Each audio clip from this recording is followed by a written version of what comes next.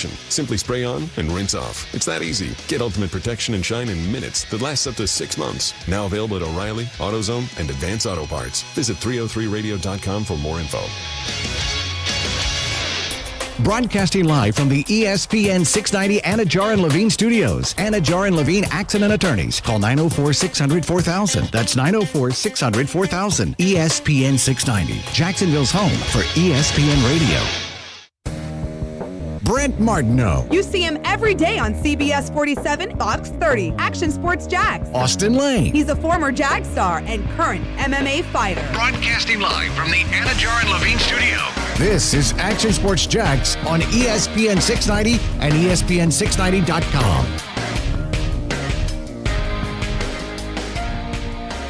Happy Tuesday here on ESPN 690 and Action Sports Jags. A lot of news out there right now in the airwaves, on the interwebs. The FHSAA board, kind of the big story I think is going to be today. Will there be football on time in the state of Florida? Will there be a delay? Will they wait till the spring? We get into it right now, I think, or at least in a little bit here, depending what Brent Martineau wants to do.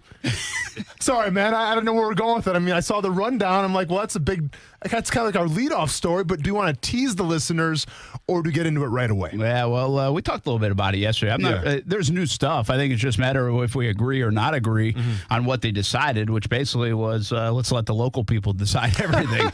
Meet for 5 hours about doing that, which essentially was what happened.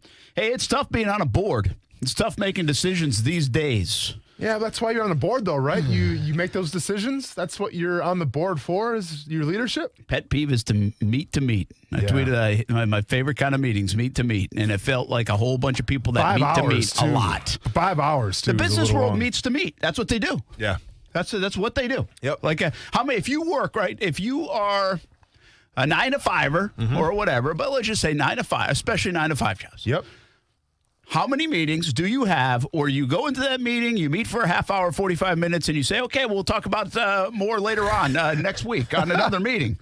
It's my favorite kind of meeting. Yeah. Let's meet to meet. Well, I mean, having a 3 to 6 job, I don't have too many meetings. If I do have them, I usually don't show up. So I just kind of glance over the meetings. Yeah, well, you are not in the world of meet to meet. Yeah. I know that. Yeah. I mean, I don't think the NFL operates meet to meet. No. I mean, they kind of meet, get stuff done, and then go on to their next meeting. Yeah. But after accomplishing something, I hate it. I hate meet to meet meetings, and that's just it's the way the business world operates. By the way, I mean that's how they stay busy during the day. It's like kids going to school. It's like you can't be studying all day at school. So instead, you kind of have some busy time, like walking to your locker, going to lunch, PE, sure, study hall, yeah. whatever. I think meeting is an old Latin word for people who don't email. It's a good point. Or text.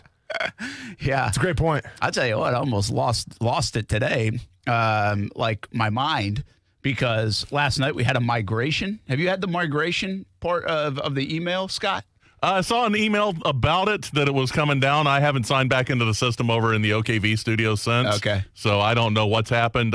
Everything's here where I need it to be, so so far so good. Well, you know how I didn't ask Austin? Because he's got 55,000 emails on red on his phone. That's on my Gmail account. But on my work account, I did see a migration. Didn't know what that meant. Didn't really click on it. What's going on? Yeah, we okay? Don't worry about it. You just keep doing it. Trust me. I'm not worried about it. You just keep being you. I'm not worried about that. I don't know how often you get bombed in emails on a daily basis. I rack up somewhere in the neighborhood of 700 to 800 because I'm queued into all the news stuff that's going on between Action and Fox and just man, it's loaded. And I get 12 from the radio folks. Sure. But well, swipe to the left. Pretty much. Strong index finger. Well, Scott, you have to keep in mind, for me, I just got my email working, like the work email working about a month, probably like a week ago, actually. A week ago. Because I forgot my password. I didn't know how to change it. I did a little meditation, figured out my password. Now I'm back in my work email. But much to my chagrin, no one's emailing me, though, man. No one's got anything to say to me. So it's like, why do I even have a work email in the first place? Well, we have brought up many times you have 55. How many do you have right now? How many unread emails do you have? This is a legit I'll tell you what, number. Austin, we'll just schedule it as a meeting. Okay. With Austin, meetings are more likely to get to work. So we got 9 missed calls. We got 141 missed unread text messages and 52,564 emails. I'm shaking Read it for and you. weep. I'm shaking for Why? you. Don't shake for me. I'm not shaking. Why are you shaking for me? Here's what I have on the red dot screen. Absolutely nothing. I just got everything's upkept. Stuart just texted me, so there you go. I erased that one. I have 2 Facebook notifications and 5 emails that I haven't checked yet since I walked up here. Wow. Yeah, that's it. But anyway, we had this migration, and in our Cox Media Group emails. Sure. And so, I saw the migration stuff. I didn't really know if I had to do it's like reading. It doesn't make sense to me. Right. It doesn't involve a whole lot of actual work on our part. It's just a matter of making sure you update your contacts so that people know to send it to the cmg.com address as to the old Cox Inc. address. Yeah, exactly. And what my @@ address is actionnewsjacks.com. So I don't even use in my own world the CMG or Cox Inc. or whatever. But I think somewhere on there it said shut off your computer. So I've been in the studio a lot, and TV is where I use the actual email. Mm-hmm. And so Sunday night when I got off Action Sports Jacks Primetime, I actually shut my computer down and kind of, I thought I did the thing that I was supposed to do. But I check it from home all the time on my computer, or it's right here on my phone. And last night about 11 o'clock, I couldn't get on the email on the internet. Mm. And then I didn't even really check anything after that. But I this morning got up, and all of a sudden it's asking for a password. I'm like, and then I can't get email. Yeah. Now you want to? I am shaking. Yes. Stress city. It's like 8:30 in the morning, and I can't check email. That's how you start the day. We're gonna start planning the day. I'm like, well, what if somebody emailed me? What if something's going on with the Jags? What if something's? So, thankfully, Steve Sesnick is a good man and helped us out. It was so simple, too. It always is, right? You go into your settings, and I basically just had to add, @actionnewsjacks.com to my email. That's it. Sure. That's all I had to do. Bam. It was up. And you're done. And it was really simple, but I almost lost my mind earlier this morning. Check this box. But that's pretty much the way it goes. It is amazing. See, I email a ton. I email a lot. I mean, communication with it, whether it's the sales folks, radio folks here, Nick, or all the TV folks. And this is the time where we get all our stuff launched right now. So with the football season coming. So it's kind of a prime time with a lot of communication. And it just reminded me, it's like, my goodness, I couldn't last a day without my email. Now, I have another email account, so, I'd have to do that. But I would probably, if it was still down right now, I'd probably be shaking. It's I probably wouldn't have made it. Do you think it's kind of a problem for you, though? Do we need to talk to somebody about this? It's kind of a, right? It's kind of a, I don't know. I don't want to, misquote the diagnosis here, but it's kind of a serious thing. Yeah, I feel like. Well, Facebook, it could go away, and I would have no problem with it. Okay. Even text. Instagram. Oh gosh, yeah. I don't even check. I don't even check Instagram all the time. But so Twitter, I've been challenged before, and I didn't use Twitter for a week. Because people said I couldn't at a different place, and so I tried it, and I suspended myself for a week from Twitter, and I accomplised it. How was that? That was fine. You're all right? It really was fine. Sure. I could go cold turkey off Twitter, no problem. Mm-hmm. I really could. I know I use it a lot, but I could. Mm-hmm. Now, I hope not for the show's sake. We can't. No, we need I've you. sent 3 tweets in 8 years, so yeah, no one will miss because they don't know I'm there anyway. So my point being, social media, I could get away from for a bit. If it went down, it's like, well, that sucks. So I kind of want to keep up with what's going on, what's the latest on the NFL, all the stuff. But I could deal with it. I could probably deal with my phone being down because I don't really call too many people. Texting, it'd be a little just a little shaky. Mm-hmm. But the email is the one for me because I feel like I'm missing all this stuff and you can't check it. It's like you can't even ask somebody else to check it for you if it's down and what is coming in that I'm missing. And the great thing about email is unlike a phone, sure, you can ignore a phone and it'll eventually stop and they'll leave a message or whatever. Email, you've got it. You can come back to it. You can reread it later. You've got opportunity to hold on to that message for posterity's sake. If you need to come back and reference it later. Absolutely. If you need to submit it for evidence. If, HR. Depending on how your day's going, It's a very good point. Convenient. I do this, and this is I do this every, I would say, 10 days. I'll go filter back through my last 6 weeks of email and be like, all right, did I miss something that I forgot? I put off and I'm totally forgot about it. But I'll go back and check on things. That's just part of my routine. So I'm all about that. If it doesn't make it from email onto my calendar, it didn't happen as far as I'm concerned. Well, and that's the thing too. If you want to email me, resend it like 3 times in a row because I skim it, and when I skim it and I miss you, sorry, but now you're back in the queue, you're back in the archive, and I probably won't get to you. So go ahead and like resend it 3 times, and then I'll get back to you. If you're gonna email me on my Gmail account, my work account, I'm all giddy now for my work email, so I'm like, I check it every single day. There's only 12 messages in there. I'm just waiting for someone to say something to me. I'm going to say, what could you not live without? Okay, that's going to be a little social media question. Email, social media, or texting. Is that a pretty good 3? Yeah. That's pretty useful 3. Yeah, I guess like FaceTime is not that big right now. Nah, okay. FaceTime and phone. Nobody does that. I mean, nobody, who does that? My mom does that. Moms do that. Yeah. What's wrong with that, man? My mom phone. She doesn't FaceTime my mom. Oh, we did actually. We Zoom called. My mom Zoom called a couple weeks ago. It was amazing. I couldn't believe she pulled it off. We literally FaceTime my mom every single night. So every night. Every night. She wants to see her grandson. Well, it's not because of me. It's because my grandson. Yeah. Yeah. Well, she could care less what I'm doing. Yes. Yeah. Her grandson, correct. Brent Martineau, Austin Lane, Scott here on a Tuesday. Hope you're doing well. FHSAA board meeting was something else. I got to be a little careful. I mean, I don't want to be super critical of people trying to do the right thing and putting their time in and really volunteering their time to get stuff done. I think it's a voluntary job. I believe it is. But it was a mess of a meeting last night, and we got to a place where it was like, okay, we could have done that in 10 minutes. My point being is, like, we've been discussing this stuff for weeks and weeks, whether it's on TV or radio or social media or whatever it is. Well, they could have been thinking about this for the last few weeks, too. Now, listen, there's a lot that's changed, but not that much has changed. We're still in a pandemic. The numbers are where they are. I mean, this has been the case for the last month. I mean, nothing's changed that much. We knew this date was coming. I mean, it's really like those people must be a bunch of people that shop on Christmas Eve. No doubt about it. Yeah. I mean, easy now. But the other part of it is there are too many cooks in the kitchen. There's too many people. So you got to go around and listen. There's just too many. When you have that many people voicing opinions, and by the way, they might be right in this, you can't come to a perfect conclusion.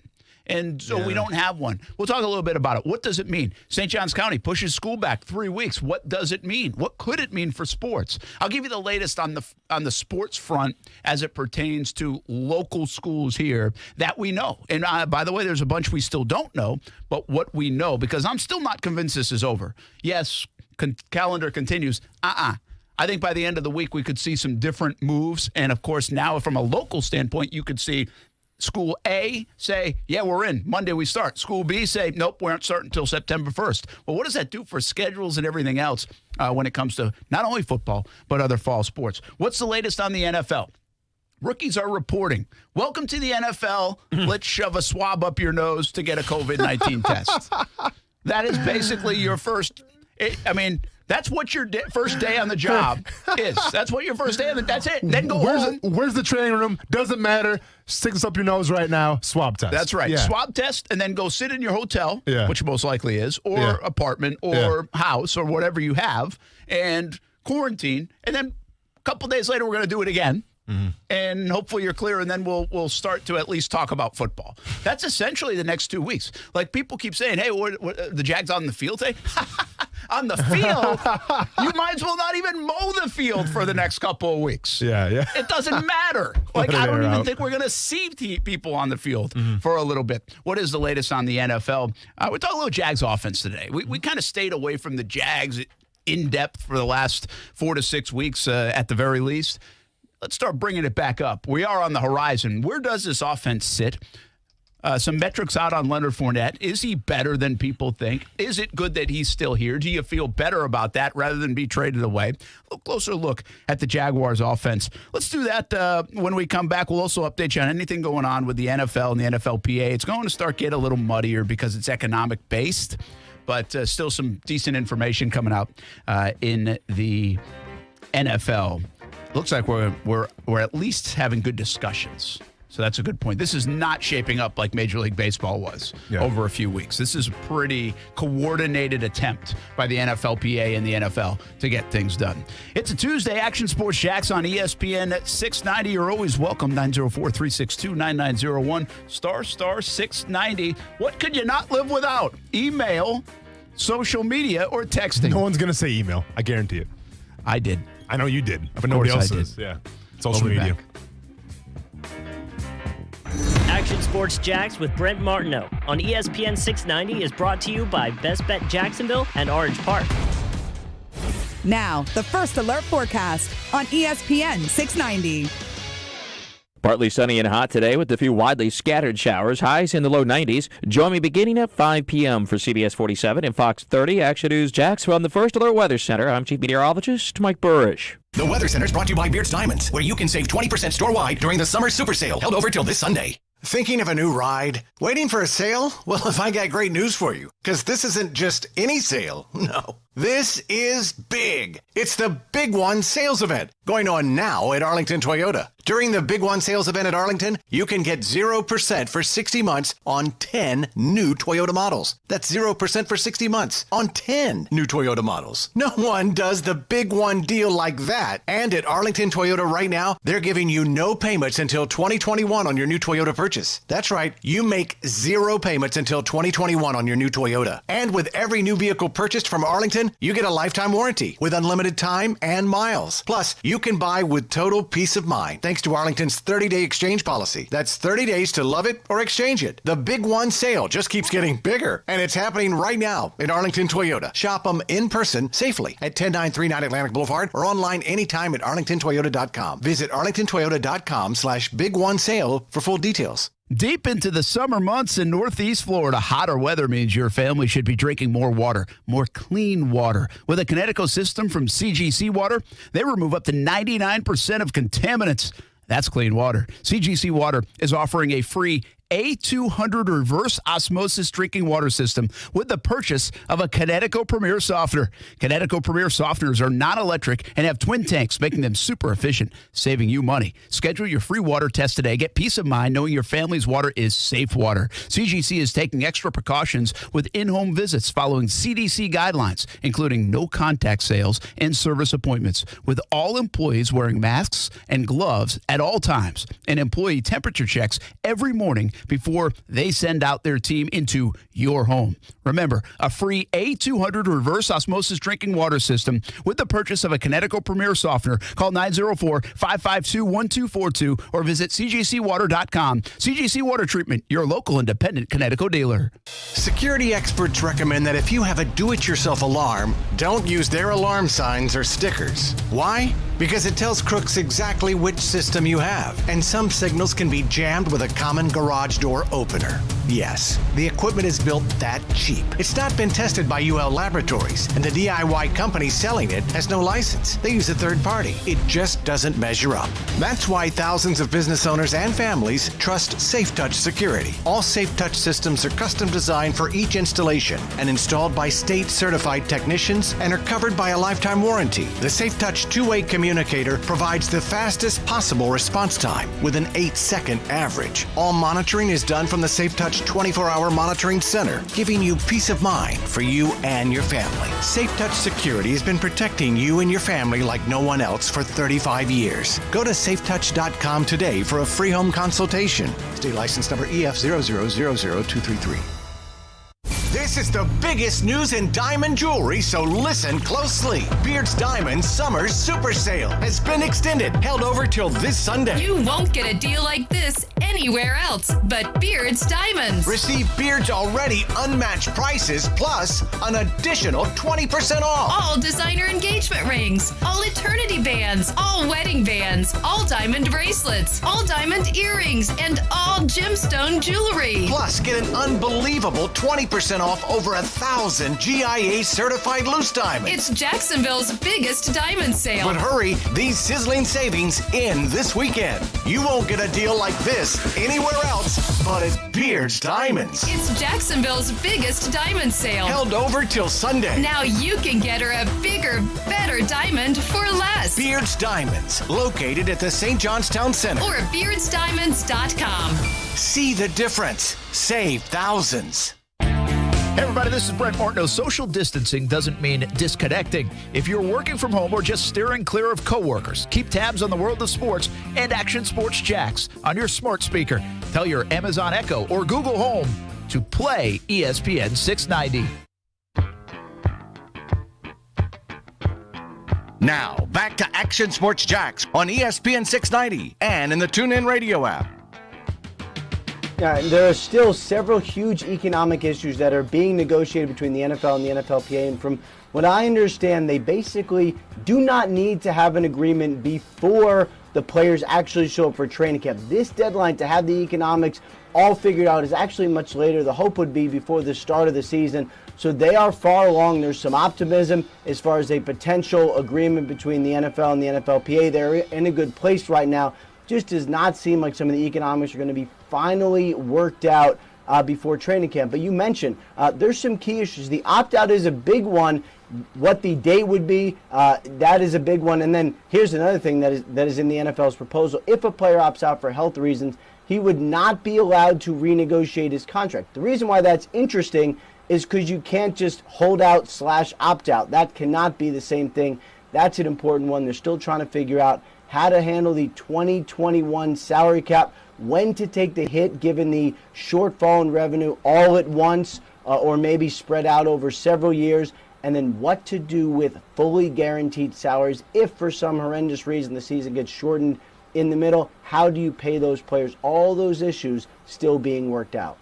Well, there you go. That's the latest on the NFL in a minute. That was Ian Rappaport from the NFL Network, and that is the latest segment over. That's your update. It's turned to the economy, which I think can be a bit confusing things. I'm talking the football economy here, and so I think some of it will be minutia, but they're talking and they're trying to get it done. And some of those things actually made a lot of sense. The fully guaranteed money's interesting, right? Mm-hmm. They'll find a way to make it and get paid. I think the biggest thing is there's going to be a shortfall in dollars. So are you going to put that into next year's salary cap, next year's structure monetarily, or are you going to pace it out over a 3 to 5 year period or even the life of the CBA? And really minimize it that way to spread it out. I mean, in that sense, it's no different than refinancing your house, So it's the same concept. So interesting to see what they do and who wants to do what. I think, I think the owners want to be like, hey, players, you take a brunt of this next year so we can erase it and then just move on. Yeah. But I'm not sure that's what's going to be the final say on that. What else is interesting about Jacksonville Jaguars is when he mentioned the renegotiation of contract, the opt-out stuff, my first thought was Yannick Ngakoue. Mm-hmm. And now he can't negotiate his deal anymore. But I thought with the interesting nature of it is the opt-out versus playing, they can't be mixed. That's what essentially Rappaport said. Yeah. And you can't basically say, I'm going to opt out of the season. And, well, like Jan might be saying, I'm sitting out anyway, but now I'm just going to opt out. It doesn't fall in the same basket. Correct. And I think that makes sense, but it also is a big clarification, especially in this situation where Jan has basically threatened to not play for the Jacksonville Jaguars. He can't use COVID-19 as a crutch and still get paid and all that stuff. I mean, if he was to opt out this season, then technically he could still be franchise tagged for 2 years after this, right? Or not? I believe everything could still click in. That's the way I think it would work. There's I get a lot of questions about that on social media. Like, we had the long conversation about the draft. Mm-hmm. Like, okay, what happens if they don't have a season? And what do you do next year in the draft? Like, what rolls over in essence? There was some talk in Major League Baseball, though, like if they didn't play, Mookie Betts would be a free agent next year. Mm-hmm. Because he just had basically 1 year left. Was it Betts? Yeah, it was Betts, I think they were talking about. Might just play 1 year for the Dodgers and that's it, and then go into free agency.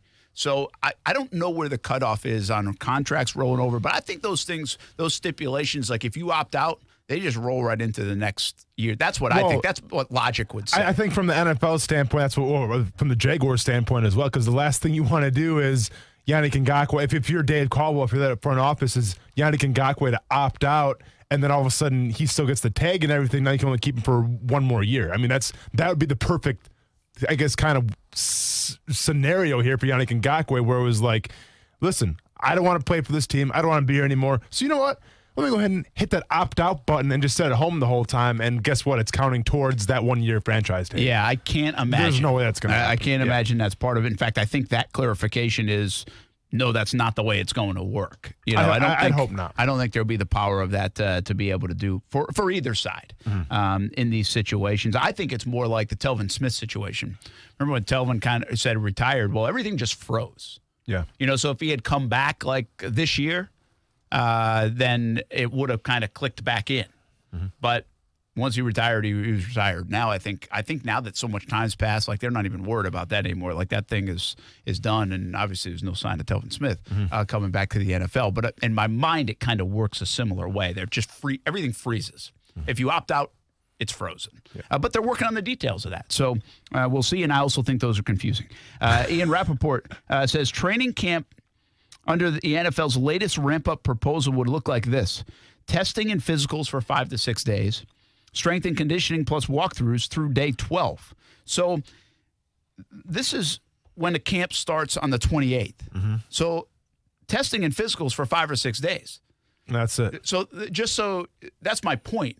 If you think, don't stripe the grass just yet over there at Jags headquarters for practices. We don't need hash marks and numbers just yet over there on the practice fields. I don't think they're going to be out there.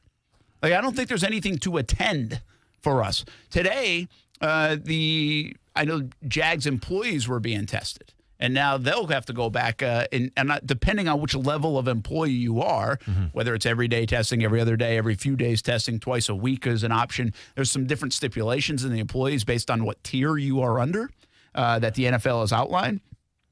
But I think what Rappaport says here, and if they agree on this, which I think is where they're headed, those first 5 or 6 days, July 28th all the way through August, 2nd or 3rd, whatever it might be, you're not going to see football. But you got to stop shortchanging the fans of the game, though, Brent, because we talk about the combine where people go and watch people in their underwear weigh in, and that's big breaking news. I say we got ESPN690, me and you, during those COVID-19 tests. All right, here comes Juwan Taylor, looking good, looking like he's in shape. Here goes the little Q-tip thing, and he looks great. There's maybe the what we need to do. It's up. It's in. And it's good. And he's clear, ladies and gentlemen. Oh, that looked uncomfortable. And it's good. The whole time we can be like, all right, Juwan Taylor rocking a tank top, feeling confident, showing off the muscles, if you will, about maybe 15% body fat, looking fit, looking ready to go. Fresh off that Goliath grouper over the summer. Exactly, man. Maybe that's what we need to do, Brent. People are starved for football. Let's give it to them. That's not a bad idea. COVID-19 testing breakdown. I like it. Let's go to the wall that says it all. The wall that says it all. Boy, you can tell this guy has a deviated septum. I mean, the thing writes itself, man. Let's get a sponsorship right now, and let's do this. That's it, though. That's it. So, again, I have a lot of people ask me, like, hey, camp starts. Oh, what are we going to see? Like, even our newsroom or others. I'm trying to get people ready for it. Really, until I'm looking at an August 2nd or 3rd timeline where we might be able to go see something in a practice. And by the way, Rappaport goes on to say, strength and conditioning plus walkthroughs through day 12. So it'll basically look like, to me, it'll look like off-season conditioning. You're going to get a lot of gym work. You're going to get a lot of stretching. You're going to get a lot of that kind of stuff. Maybe you get a walkthrough here or there for installations. There's still questions of how many people at one time can be in the building.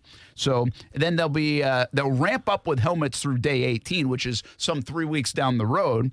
And then on the 20th day, the pads would go on. So you're talking 20 days from the 28th. I mean, you're talking middle, somewhere around August 17th or 18th or something like that, to where we could potentially see a padded practice. We're used to seeing padded practices by July 31st or August 2nd or something like that. And here's my concern. So when does the season officially start? Is it September 10th? Okay. That's the first game. Okay.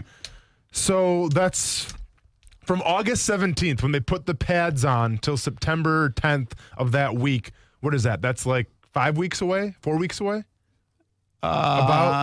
Say that again. So from August 17th until the start of the NFL season, September 10th. I'd say it's 3 weeks. It's good 24 days. Okay, so something like that. Yeah.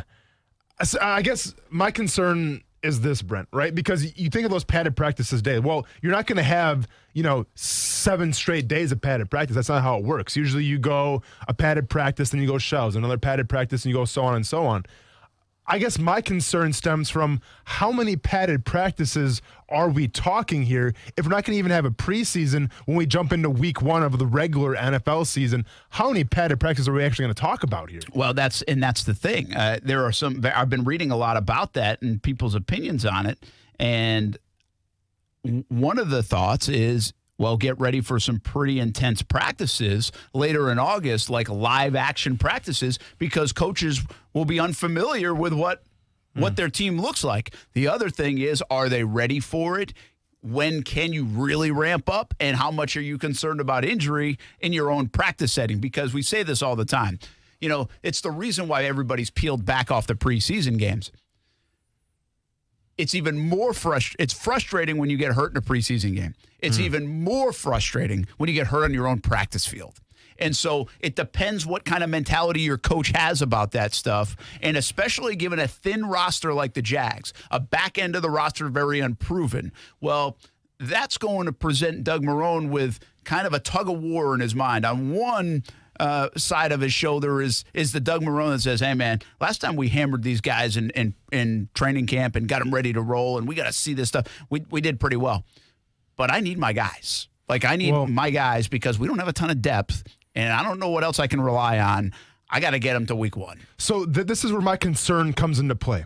Whether it's a preseason game, whether it's a regular season game, traditionally the night before or the day before of that game, what is it? It's a walkthrough. Yep. I mean, you don't wear any pads. You just put your cleats on and you just go through literally just like a dress rehearsal, and that's it. You give your body a chance to recover, recuperate, get ready for the game. We're talking about right now, there's going to be 0 preseason games. And obviously coaches are going to promote hitting and going live in training camp because you have to. You have to see what you have on the roster. Well, there's no way they're going to do, all right, guys, so we're going to hit on Wednesday. So Tuesday, guess what? Let's just do a nice dress rehearsal, walkthrough type of practice and get geared up for Tuesday or for Wednesday then. I don't see it happening like that. Training camp, it's grueling. It's strenuous. And I think coaches are going to be so hell-bent on, full padded practice, hard practice here just in shells, that they're not going to give their guys a chance to recuperate, to get ready for that one practice where you do the live hitting. I think guys are going to be tired, and when guys are tired and guys are drained, and then you expect them to do full hitting, that's when guys can get hurt. This is the beneficial thing, though, of having all these chips and shoulder pads and everything else. The analytics wins the day on a lot of this stuff. The underspoken I don't know if hero of camp is, but MVP sometimes of camp is the athletic trainer. Sure. Or the strength and conditioning coach. The hand-in-hand communication between them and the coach, and the ability for the coach to relent a little bit to the doctors and say, hey, you're going too hard here, or give them a day to recover. This will be beneficial if you do that. And I think there is more of that in the NFL than there's ever been. I think that's crystal clear. And I think the Jags have really fallen in line with that over the last couple of years with their team doctors and saying, okay, we need a little break here, or we can only push to this point. Even with Coughlin around, I think they still did that. And listen, and I agree with that. I think, as every single year progresses, I think more and more analytics and more of the data gets used of how to shape a practice to protect the players. I understand that. But let's think about what we're talking about right now, Brent. This is a new landscape with COVID-19, all right? This is an unheard of thing in terms of practices, in terms of locker rooms, and how coaches, athletic trainers, and physicians go about things. So I get what you're saying there, but at the same time, if you're a coach, you got to see who you got on your team. Okay, you're going to listen to all the information, you're going to take it all in. But at the same time, I need guys to hit each other because I got to figure out who my backup safety is going to be. I have to figure out who my backup linebacker is going to be. And the only way to figure that out is by hitting each other. So I get that there's going to be the trainers out there saying, all right, coach, let's ease off the reins a little bit. But at the same time, if I'm Doug Marrone, I'm like, yeah, I'll ease off the reins a little bit, but I still have to hit people because I got to figure out where and who I'm going to be taking here. Yeah, and that's really, you lead right into a big question and really the biggest concern about no preseason games. I talked to some folks over the last couple of days about the idea of no preseason games, or even one at the time, which still being floated about. I just want to make clear, it's not official. Certainly headed that way, though. I mean, if the owners put out there and offer no preseason games, the players wanted that. Yeah. So they eventually take it. What we don't know is what they wanted in return for that. And so I think that's why there's still some, okay, wait, let's just make sure it happens. But it looks like we're headed to no preseason games, and we've talked about this before. There's logic involved from the player's standpoint. I understand it. I don't love it. I don't love it from what I do. I don't love it from our business structure. I really don't. I mean, I guess I kind of like it as a season ticket holder a little bit. I don't have to pay for games that don't matter. Sure. But so I have mixed feelings on it based on what I do more than anything else. But it's not happening. It just doesn't look like they're going to preseason games. So talking to some folks, the concern about it is not necessarily the preseason games for Gardner Minshew and the offense or the defense, even though I think there's some value in that with a young football team. Especially a young football team. Young football team. I think there's value. But I also don't want to over-dramatize that because like we always say, preseason to the regular season is a different animal anyway. Like the players will say it all the time, and players will also say regular season to the postseason is a different animal. So there's nothing to really prepare you for it. Yeah, but if you're a rookie, though, like, don't you want that preseason game? Like, Absolutely. Okay, so national anthem now, where do I stand? How do we do the pregame warm-ups? Like, they don't have a clue of any of this stuff until, guess what? Week 1 against Indianapolis Colts here in Jacksonville. Yeah. Where do you kneel? By the way, it will be most likely the case. Kneel, say whatever. Yeah, I got you. Hey, I was going to take it there, but you took it there. Well, I'm just saying that's what it will be in the NFL a lot of times. But what I think is what I got back in return and makes a ton of sense is the last 10, 12 spots on the roster. Sure. That's it. It's 40 to 53. It's 42 to 53. It's somewhere along there. That's what's hard. That is, how do you identify? Are you getting enough practice reps to figure that out? Are you seeing enough in practice? Especially the special teams reps as well. Because a lot of these guys will make their butter on special teams. Well, guess what? If you're not going to do live kickoff during practice, what are you going to do? And that is one that you probably won't do. That's a great point. So that's where you earn your money at the back end of the roster on special teams. Well, now you're going off tape and things that you know rather than what you don't know. Well, when you take things that you know rather than what you don't know, that really limits the ability of a long shot to make the team. Correct. That's your undrafted free. There will be less undrafted free agents to make rosters in the NFL than the history of the game, most likely. I don't think that's too harsh of a statement. I think that's reality because they're just not going to commit to those guys they don't know enough about. They want to see it on the practice field. They want to see it under the lights. And there's a big difference sometimes. We've seen a bunch of camp heroes here, camp stars, and then all of a sudden they get in a game and it's fumble, can't catch, all these other things. Yeah. And by the way, we've seen the opposite. Guys that when the lights go on, they really shine. So I think that is the problem, and that's going to be the consensus problem in the NFL. That's going to be the problem here in Jacksonville, the back end of your roster. What I say to that, though, is it worth keeping your front-end guys healthy? You know what you have. How much do you rely on your last 10, 12 guys in a season? You know, there's a necessary evil involved in this 2020 football season. We know that. Well, if the evil part of it is we can't find out who the best last 10 guys on our roster are, you're going to have to deal with it. And, you know, and just hearing you kind of break it down a little bit of obviously, you know, special teams and what are players going to do now, the undrafted guys, this even kind of, I guess, re-energizes my main point that I said, this is probably like 4 or 5 months ago when I was talking to the rookies. Like, the biggest piece of advice that I would have for rookies coming in, especially now the undrafted rookies, is go over your playbook and know your plays, because usually the way it works in a regular season, in a perfect NFL season or perfect NFL training camp, when you know your stuff and you can prove to the coaches that you know your stuff, that's where your preseason reps come in. And they use those preseason reps in those games to try to shine. You shine in those games, you get a spot. Well, those games are gone now. So all you have to fall back on is how much you know about the football game, okay? And how much you know about your position. And if you're that one guy, when the coach calls on you, and you're like, I don't know where I go, dude, they're going to pull you out, and there's no way you're going to make a team. So more than any other year, I would say, it is absolutely vital. And obviously, that's trying to make a team as well, but rookies for sure.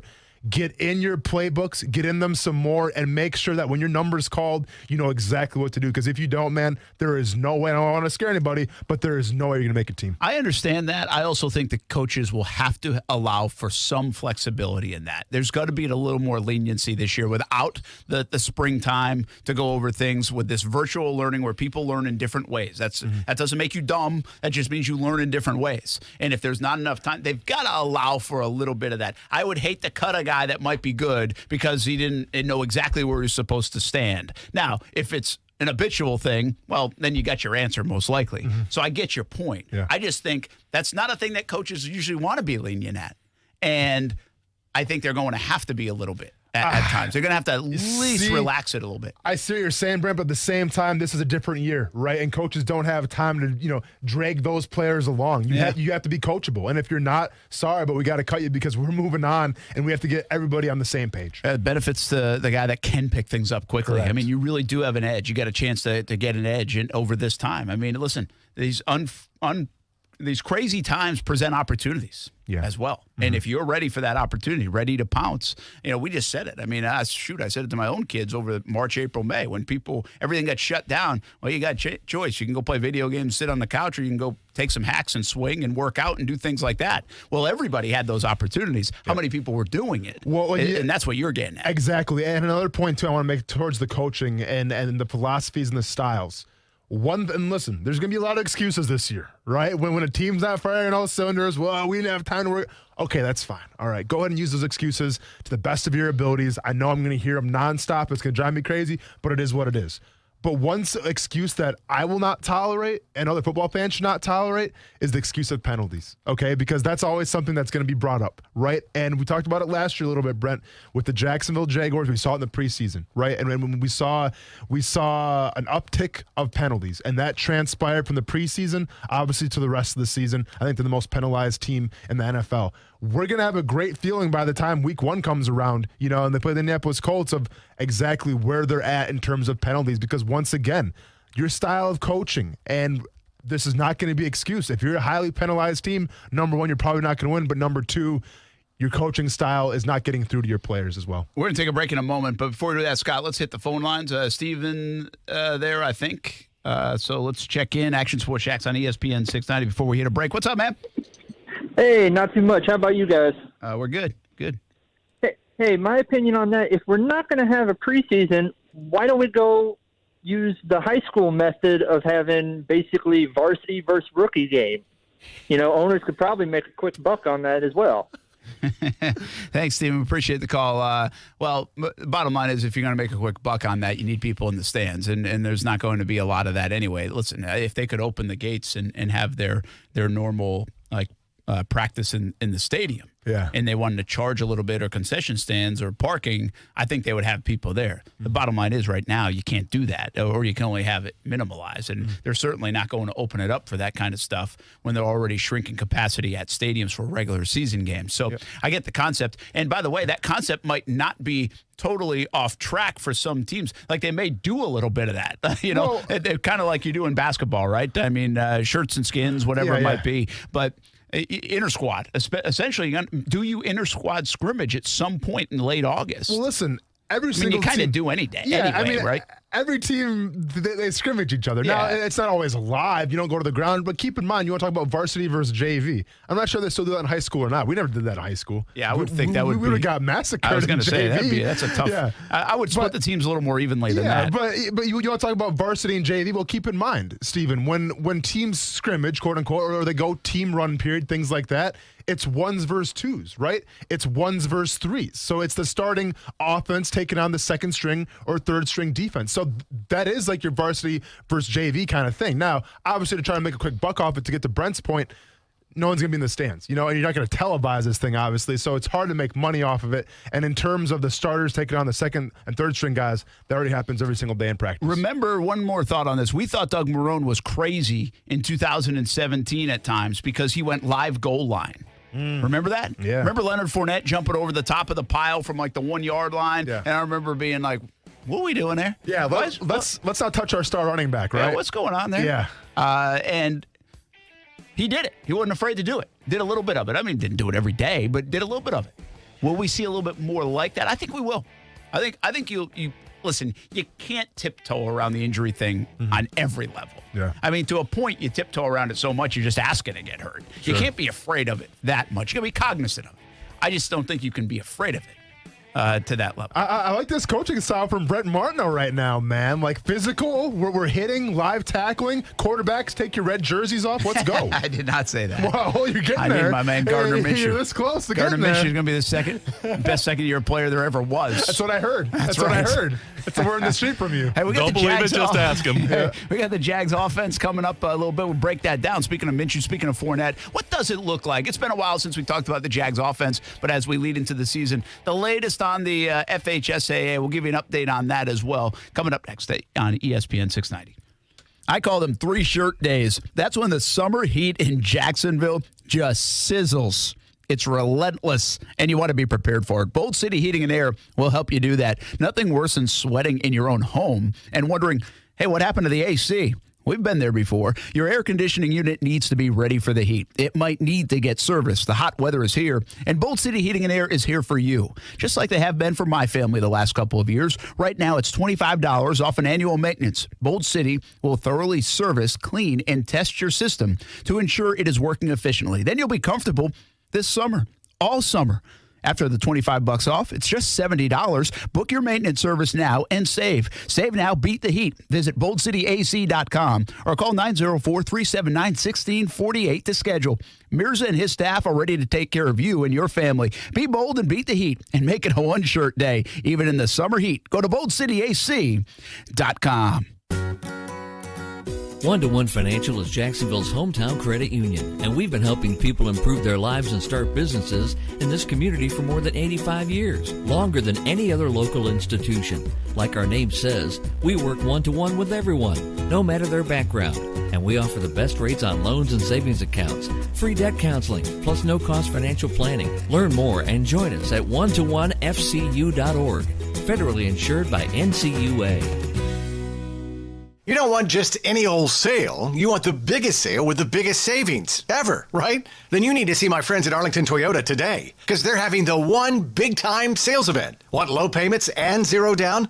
Then get to Arlington now, because during the big-time sale, they have over 100 quality pre-owned cars you can buy at zero down and $199 a month. That's no money down and $199 a month for over 100 pre-owned vehicles. How about choosing from 50 quality pre-owned trucks and SUVs that you can buy at zero down and just $269 a month? That's no money down and $269 a month with over 50 pre-owned trucks and SUVs. Plus, with Arlington's Credit for Everyone program, if your Beacon score is from 450 to 850, Arlington's getting almost everybody approved. You even get Arlington's 30-day exchange policy for total peace of mind. That's 30 days to love it or exchange it. What are you waiting for? It's the one big-time sales event going on now at Arlington Toyota, 10939 Atlantic Boulevard, or online at arlingtontoyota.com.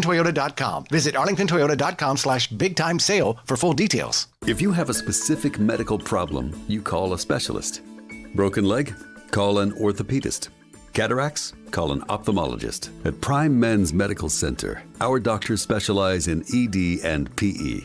Listen to Dr. Rubinski, a renowned expert in men's health. I'm Dr. Rubinski. If you're experiencing ED or PE, Prime Men's Medical Center has custom blended medications to help you last longer in the bedroom, regardless of age or past medical history, with no pain or surgery. In fact, you'll see results in the office guaranteed or your exam is free. Patients are now lasting for 30, 60, 90 minutes or longer. And best of all, treatments are affordable. Men. If Viagra, Cialis, or Levitra have let you down, call Prime Men's Medical Center for a private consultation with our highly skilled physicians. Call 904-206-8105. 904-206-8105. 904-206-8105. Hi, I'm Hunt Hawkins, CEO of Steinmart and chair of the 2020 First Coast Heart Walk. The 2020 Heart Walk is going virtual, and while we might not be able to meet in person, we still need you to support the American Heart Association's mission of being a force for a world of longer, healthier lives. Register and start a fundraising team today at firstcoastheartwalk.org, and then make plans to join us on Saturday, September 12th to Heart Walk where you are. Let's make a difference in the fight against heart disease and stroke. Register today at firstcoastheartwalk.org. Locally sponsored by Steinmart, Florida Blue, and the Jacksonville Jaguars. See, very intrigued by the Dan Le Batard Show on ESPN Radio. You like money. I suggest you get your voice looked at. It's allergy season. It seems to be always allergy season, Stugatz. That's because it is. The Dan Le Batard Show with the Stugatz on ESPN Radio and ESPN News. Hey, it's Mike Golick from Golick & Wingo. You're listening to Action Sports Jacks with Brent Martineau and Austin Lane. Give the guys a call. Grab your cell phone and call *690. This is ESPN 690.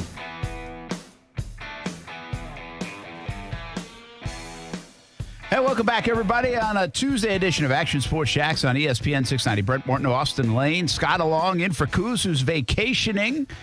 Good for him.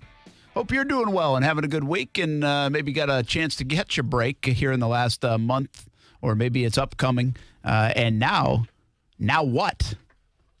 Now what are you going to do with the kids? down in St. Johns County. And don't be surprised if Duval and others follow suit, although nothing official from them. I think there's a meeting coming up on Thursday for Duval County. But St. Johns County unanimously voted today to start school on August 31st. That's a 3-week pushback. On August 31st, it will now take place. So what do we do with the kids? Yeah. That's what people have been asking for like 6 months. I'm sending them back. But the overwhelming, I asked that question last week, right, on the show. It's the overwhelming response by parents actually was, our kids are going back to school. Yep. I mean, overwhelming. Yeah. So now they push school back a few weeks and buy themselves a little bit more time on the school front. They actually brought up the Republican National Convention as part of the reasoning. I think you could see that in Duval as well. But there's, I think, a myriad of reasons why it is the way it is, and we'll see if it's the right decision or not. I can't imagine delaying it for a couple weeks, 2-3 weeks is going to be that problematic on any front. Kids now will complain about it. Parents even might complain about it on the other side. Teachers definitely will probably complain about it on the other side because now you get out of school like June 16th. Yeah, there's something kind of cool down here about getting out of school like Memorial Day. Yep. And I love the calendar down here versus what we did up north. Like we went at school right after Labor Day. It was right after Labor Day. And we got out, though, like sometimes June 22nd, June 24th, and then you had July and August as summer. Well, for my schedule, selfishly, I like this schedule here because June and July are the kids' months to be home and out of school. Well, August is too busy for me. Like we couldn't be doing anything anyway if I had the northern schedule with training camp and all that. Sure. So it would really shrink down the summer with the kids or going places or whatever. So selfishly, I love the June-July thing and the fact that we start so early down here in the South, but not this year. It will be August 31st instead. And we'll see what else the other counties end up saying. But, I mean, St. Johns County is considered one of the best school districts, if not the best school counties in the state. And they might have just set a bit of a precedent by doing it as early as they did and pushing it back a few weeks. Now, last night, little decision made by the FHSAA board. Just a quick thought or two on this. We're going to dive into a little deeper. Kevin Sullivan will join us later in the show. But here's what happened. Essentially, it was a 5-hour meeting. You could have gone in a variety of ways. Could have been California and say, hey, we're going to move football and others to the spring. You could have said, we're just going to delay it like Georgia did for a couple of weeks. They delayed games, though they started practices and kind of kept that calendar somewhat intact. What the FHSAA did was talk for a long time, somewhat in circles at times. The thing looked like it was headed nowhere. At times we wondered if they would even come up with a vote and a decision. Then, bam, all of a sudden they voted to keep the calendar intact the way it is, which would mean a July 27th starting date.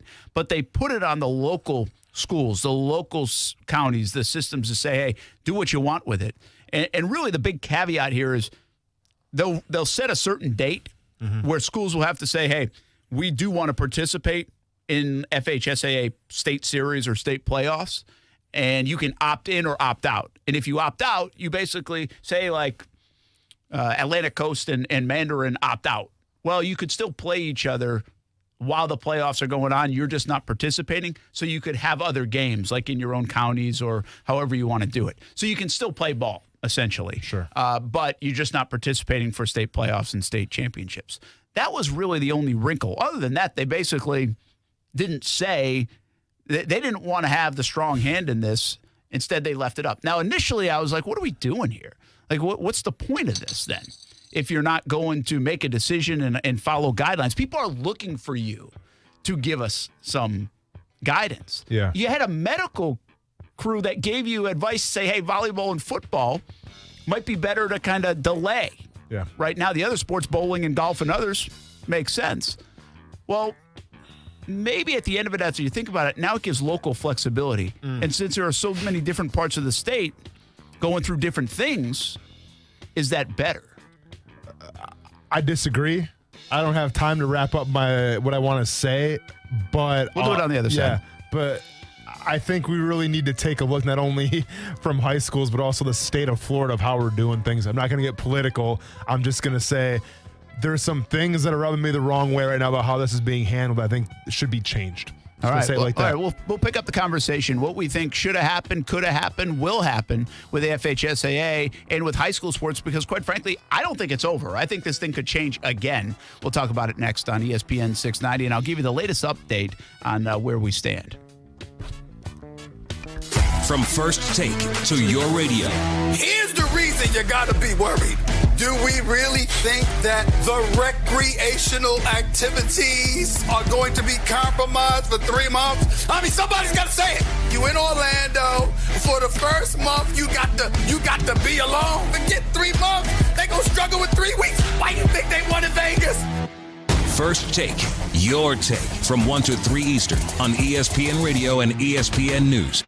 The response has been overwhelming. That's why Beards Diamonds is extending its super sale, held over till this weekend. Unprecedented savings like never before. All wedding bands, anniversary bands, designer engagement rings, and more. Are you about to propose? Are you getting married soon? Are you celebrating an anniversary? Prices are at their lowest. 20% off. Selection is at its highest. Beards has more engagement rings and wedding bands in stock than any other jewelry store.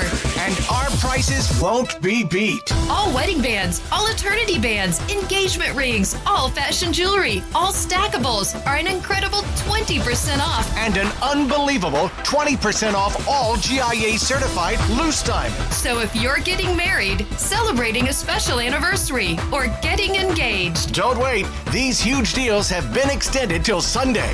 Only at Beards Diamonds, located at the St. John's Town Center. Or at beardsdiamonds.com. Security experts recommend that if you have a do-it-yourself alarm, don't use their alarm signs or stickers. Why? Because it tells crooks exactly which system you have, and some signals can be jammed with a common garage door opener. Yes, the equipment is built that cheap. It's not been tested by UL Laboratories, and the DIY company selling it has no license. They use a third party. It just doesn't measure up. That's why thousands of business owners and families trust SafeTouch Security. All SafeTouch systems are custom designed for each installation and installed by state-certified technicians and are covered by a lifetime warranty. The SafeTouch two-way communicator provides the fastest possible response time with an 8-second average. All monitoring is done from the SafeTouch 24-hour monitoring center, giving you peace of mind for you and your family. SafeTouch Security has been protecting you and your family like no one else for 35 years. Go to safetouch.com today for a free home consultation.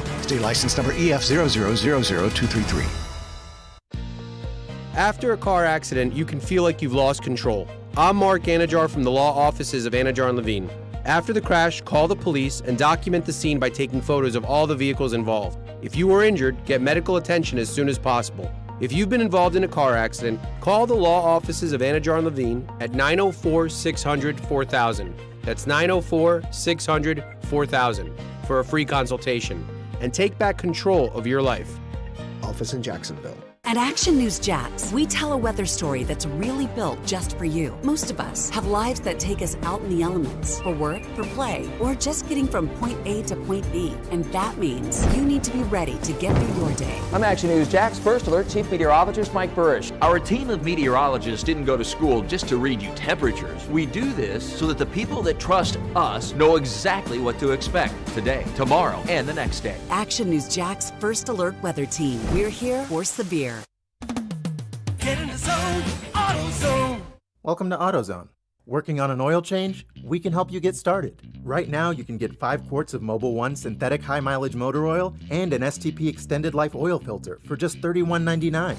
And if you need it fast, you can get it fast your way. Whether it's next-day delivery or free same-day pickup, in-store or curbside. The choice is yours. Getting your job done just got easier. Restrictions and details at AutoZone.com. Get in the zone, AutoZone. For streaming, creating, gaming, and more, power your passions for less during Dell's exceptional cyber savings event. Enjoy up to $400 off stunning laptops like the XPS, along with high-performance desktops and next-level Alienware systems, redefining what's possible with 10th-gen Intel Core processors. Shop special prices on top-brand electronics and accessories, plus enjoy free shipping on everything. Don't forget to ask for Intel when you call 800-BUY-DELL. That's 800-BUY-DELL. Broadcasting live from the ESPN690 Anajar and Levine studios. Anajar and Levine Accident Attorneys. Call 904-600-4000. That's 904-600-4000. ESPN690. Jacksonville's home for ESPN Radio.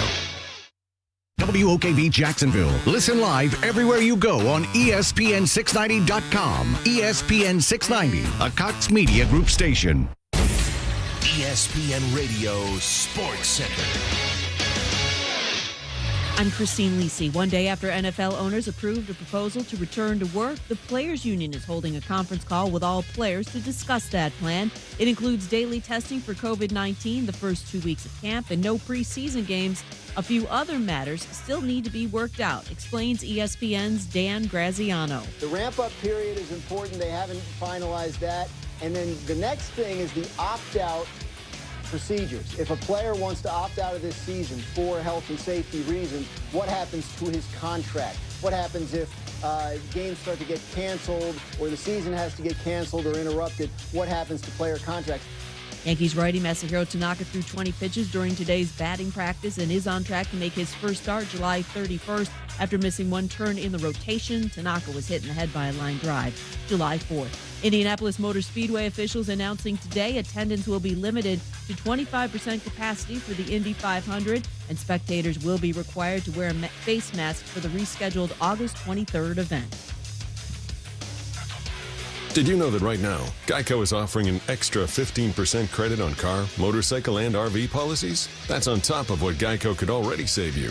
So what are you waiting for? Visit geico.com to learn more.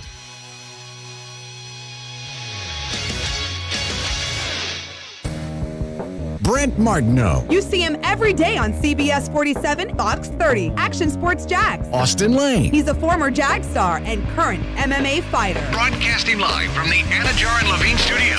This is Action Sports Jags on ESPN 690 and ESPN690.com. This is only the beginning. Be prepared to have another parade and another parade and another parade, because we're going to make sure we bring not one, not two, not three, not four, but 5+ rings to Kansas City. You know, it's been 50 years. The wait has been great, but the wait is over now, and it's time to create a dynasty. And I want them to fully know that Stone Cold Jones is here to stay. Tech Nation is here to stay, and we're going to make a movie of this. That was Chris Jones. Obviously, now a rich man coming off that contract. And Kansas City, you guys show me again, Kansas City. Show it to me again. I'm not pencil. I told you this last week. I'm not writing you in as a Super Bowl winner in the Final Four. I'm not. My man says he's going to show you 5 times in a row, so we'll see how it plays. They're not, though. Well, you know why? Because he's got the Colts going, so. Yeah. Yeah. Fine. Okay. Laugh now, cry later. Whoa, I can't wait. I forgot who do I have the Chiefs going back. I have the Chiefs repeating. So, of course you go. do. Yeah. And there's the 4 o'clock flex. Yeah. Way to go on a limb. Way to go out on a limb. First of all, let's go with these Super Bowl champs. Do you know how hard it is to repeat a Super Bowl champion? So it's not really going on a limb now, is it? Yeah, it is. How's that? What are you talking about, man? Are they the betting favorite to win? Doesn't matter. How hard is it in the NFL to repeat as Super Bowl champion? Well, the Cowboys and the Patriots have done it in the last 20 years, so that's 2. 2. Anybody else? So that's 4 out of the years. Go ahead so and take 20%. The Patriots out of it. Oh, take the Patriots out of it. Take them out of everything. Take them out of everything. Patrick Mahomes could be Brady. Yeah. Maybe better. Yeah. I think better, but we'll see. Colts. Have fun with that. Have fun with that. I'll be honest. I like the Titans' chances a lot better than the Colts, too. I feel like I'm almost willing to bet my house that the Chiefs don't win the Super Bowl. You want to bet your house on it? Did you want to make a bet with me? Will you give me Final Four for the Chiefs? Oh, you're scared. You're scared. Final Four does seem a little bit more like a Huckleberry kind of bet. Yeah. But I would do it. You do Final Four? You be his Huckleberry. All right, let me go ahead and lock that in the books here. Lock it in. Kansas City Chiefs, Final Four, AFC Championship. I like my chances. All right. Hey, FHSAA had a board meeting yesterday, made the decision. We just talked about it on the previous segment for a couple. But did they make the right decision? I started to say, and I'll just finish what I was saying there, and then let you jump in, because I don't think you necessarily agree with them. Yeah. July 27th is the opening date for practices. They've been doing conditioning in some parts of the state and other things. But now July 27th, that calendar sticks according to the FHSAA. And then, we're hosting like a Friday night blitz on August 14th. That's when games start in high school football. And this isn't just about high school football, but it's the most prominent, let's be honest. And dollars are on the line in high school football way more than they are in the other sports. That's just reality. That's not a knock on anything else. That's reality. So that's what's happening. Like right now, it's like, okay, we're on. We'll see you at game time on Friday night in a few weeks. I'm not convinced that's still going to happen because I think they're getting together again. They're going to review some of the medical advice, and I think we could see a change. We already have seen St. Johns County say we're pushing back school 3 weeks. What does it mean when the school gets pushed back? Well, they don't know. I checked with some people today. There are athletic director meetings that are taking place, I think, locally here even today, some more tomorrow, depending on which county you're in. And I think those things are going to be decided. I can tell you this, coaches and athletic directors still really don't know. There's a lot that's unknown. They just got that first step of the ruling to say, hey, basically it's up to you. It's up to Tammy Talley here in Duval County. It's up to ADs and all over the area, all over the state. And you will make those decisions. And so we could get a variety of decisions based on that. That's basically where we're at. I think we'll know a little bit more by tomorrow or maybe even the end of the week when they meet again. I could see it changing again. They could vote on that to change again. I could also see, at least locally again, once the ADs meet, they come to a group decision so they're all on the same page. Because the one tricky part about the state of Florida is South Florida versus the Panhandle versus Jacksonville versus Sarasota can be totally different. I should say totally different, but they can be different. So is California, though, Brent. Northern California to Southern California is completely opposite. They decided to be all on the same page. I mean, you can decide to be all on the same page. Sure. But my point in the difficulty is the feeling of it, like how much it's hitting home with you potentially in the Panhandle versus Miami-Dade County. Two different things. They were talking about, like the folks down in South Florida haven't even been on practice fields. Here up in the Jacksonville area, they've been conditioning and doing things like that. That's my point. Okay. It's different. So that's where I think it's tricky. That's why having a uniform ruling is very tough. And that's why I think they came back to this. And in hindsight, now looking back at it, although I was critical of the meeting and why it took so long and why we couldn't have come up with that kind of decision in 10 minutes, and I'm also a little critical of why did you have a medical board that advised you to say football and volleyball might be better off, will be better off. This is what their determination was. We recommend that let's put them on hold for the time being, football and volleyball, yet basically the board said, okay, thanks for coming. We appreciate it, but we're not listening. That's essentially what they said so far. Could they change their mind? We'll see. So that's where we stand at it. But I also think the flexibility given to local schools, local counties, because of the nature of COVID-19 and how it hits a variety of communities differently, might have been actually the smartest way to get there and go. And give the flexibility back to the locals to at least play if you have the ability to play and it makes sense to play. What you have to be a little bit careful of is this random nature where sometimes it sounded like in that meeting, like we're playing no matter what. We need $8 at the gate and we want to play. Well, we're not even sure if you can have fans because of the amount of people there. So there's a lot to still get through in high school.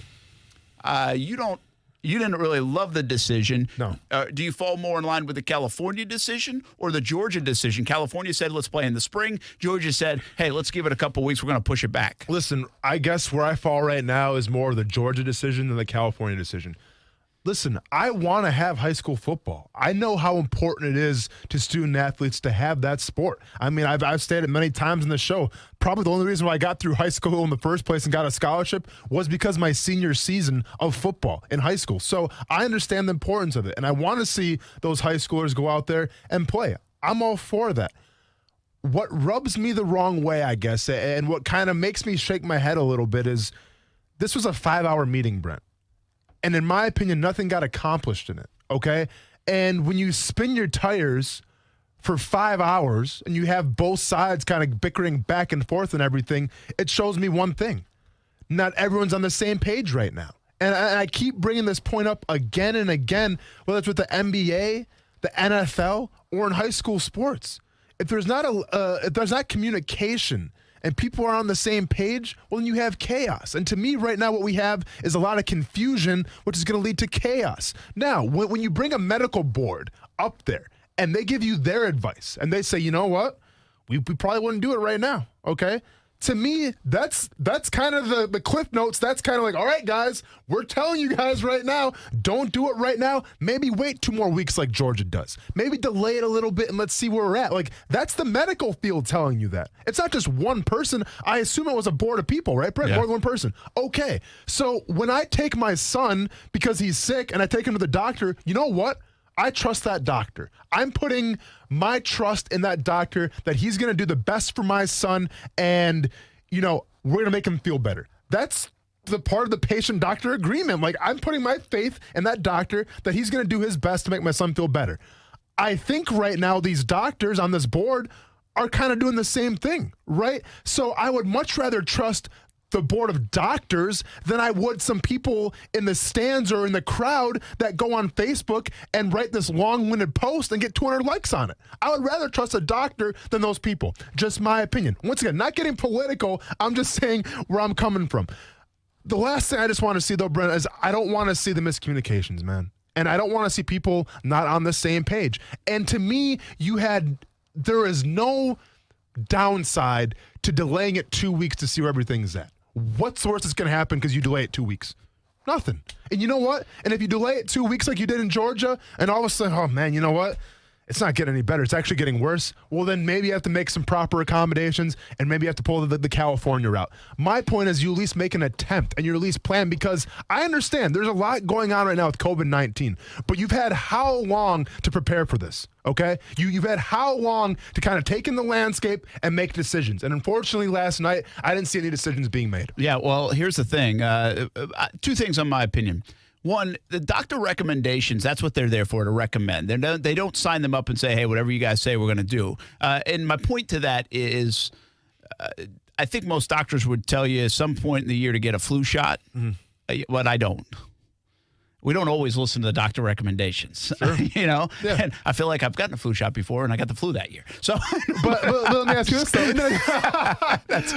but I'm saying though, but if a doctor tells you, do you trust a doctor though? Absolutely. This is what I'm getting at. And especially in something like this, because it's something we haven't experienced and haven't dealt with. Yeah. Here's what I think they should have done, much along what you just said.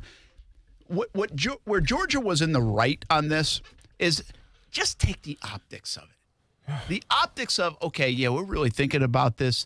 We get it. Yes, football's important. The gates are important. Getting back to play is important. But listen, just even for the folks down in South Florida who've been dealing this in a way harsher way than maybe up in Central Florida and Northeast Florida and maybe even in the Panhandle. Yeah. And now for much of the population of Florida, that it has become a bigger issue in the last 3-4 weeks. Well, let's just at least we're going to say, let's hold off for a couple weeks. Let's just revisit August. I think the smartest thing for them to have done would have been say, let's just revisit August 10th. Mm-hmm. What's it going to do to push it back for 2 weeks? And let's see where we're at. And at least it shows that you're on the same page about something. If they had come out of that and said, hey, we're going to do it August 10th. Mm-hmm. There's a good chance a lot of schools are going to push back anyway. We know that's coming. We knew St. John's, like I knew 3 days ago, St. John's was going to push back. I didn't know how long, but we basically knew they were going to push back. So there's no doubt these folks on the board knew that they were going to end up pushing back school to some degree.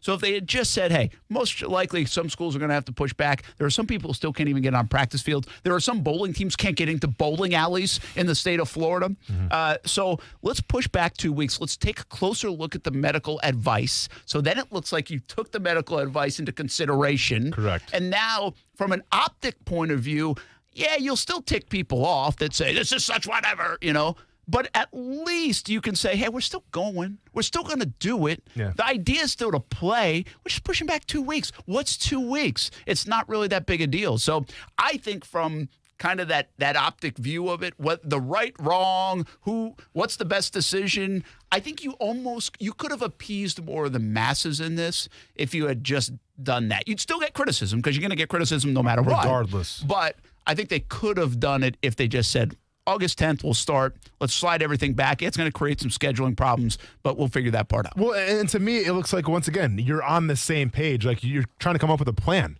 like what I got. And listen, I wasn't there for 5 hours. I didn't sit through it. But I can imagine if you go through 5 hours and nothing gets accomplished, well, I'm sure it was a lot of bickering back and forth. And when you have that, it's like, well, all right, meeting's done. I don't know. I guess the same way we did it before. It wasn't like it was pretty well done. It was good conversation. It wasn't like somebody flying off the handle. That got animated at times, but just it's not like this school board meeting that you see in the movies, where like people are. Now I thought it's like sooner or later someone's going to go crazy here, but they never did. I mean, they did a good job in that sense. And they all had good views. I mean, they were decent views. Like the small school view, Bobby Johns was the guy out in the Panhandle. He had some great views on, hey, if you morph our football season into our basketball season in a small school, well, now we're not going to be able to field one of our teams. Exactly. The football kids play basketball and play baseball at our school. So it's not like Bartram Trail where you've got all these schools and they're all specialized. So I understand it, but that's what you're talking about. You're talking about different. There were some really valid points.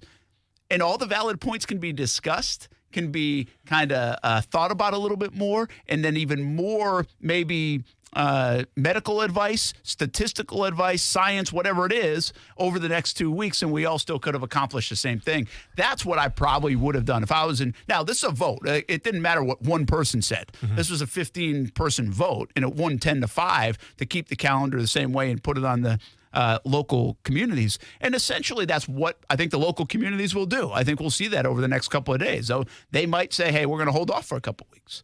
They may do that, but they put it on them instead of the board just saying, you know what, let's make this easy for everybody. You got 2 more weeks to think about it. See, and listen, I'm sure like a lot of boards out there, it's probably a thankless job, right? Because any decision you make, it's going to come with who wants to sit through a 5-hour meeting? It's going to come with people being upset with you. I understand that, but guess what? You put yourself on that board for a reason, okay? And to me, if you're on the board, you have to make a decision. Like, it's not your job to pass it on to somebody else, okay? Like, they were implemented for a reason, for situations like this. Now, once again, the vote, in your opinion, may not be the popular one, but it's part of your job. I guess the last thing I wanted to see was, man, I don't know. We'll pass it on to somebody else, and now it's their problem. Now it's, it's each school's problem, it's each city's problem. I don't like that, Brent. I would rather see a decision being made. You have to live with it, and if in 2 weeks or so you can adjust from it from there, then go ahead and adjust from it from there. We're going to talk a little more of the high school stuff in just a little bit. Kevin Sullivan, who did the color commentary for our Game of the Week last week, he's been all over the place. High school football Hall of Famer in the state of Florida, now at Jackson once again, and kind of in the middle of all these discussions. He will join us, or scheduled to join us in about 15 minutes or so. So we'll get back to that. I want to talk about the Jags offense a little bit. And this might evolve over the remainder of the show. The Jags are predicted to be bad. The Jags roster is said to be not good. The Jags quarterback, by most people's standards, not folks in Jacksonville, is a short-term tryout that will fail. Essentially in 2020 and won't live until 2021. That's what Trevor Lawrence, Dak Prescott, and others are for. That's what the Jags offense is viewed at. They have a running back that should never have been picked in the top 5, according to most. A guy that really gets, from a playing standpoint, gets pushed down the running back ranking so much that you would think his stats were miserable. And really, if he has a decent year this year, his stats will look like they're pretty darn good. And we got some thoughts on that, some new metrics out that kind of indicate that. So that's kind of what the Jags are. And on top of it, one of the Jags' strengths that could be a strength of theirs is viewed locally in town as an eyesore and something they didn't address and fix. And that is the offensive line.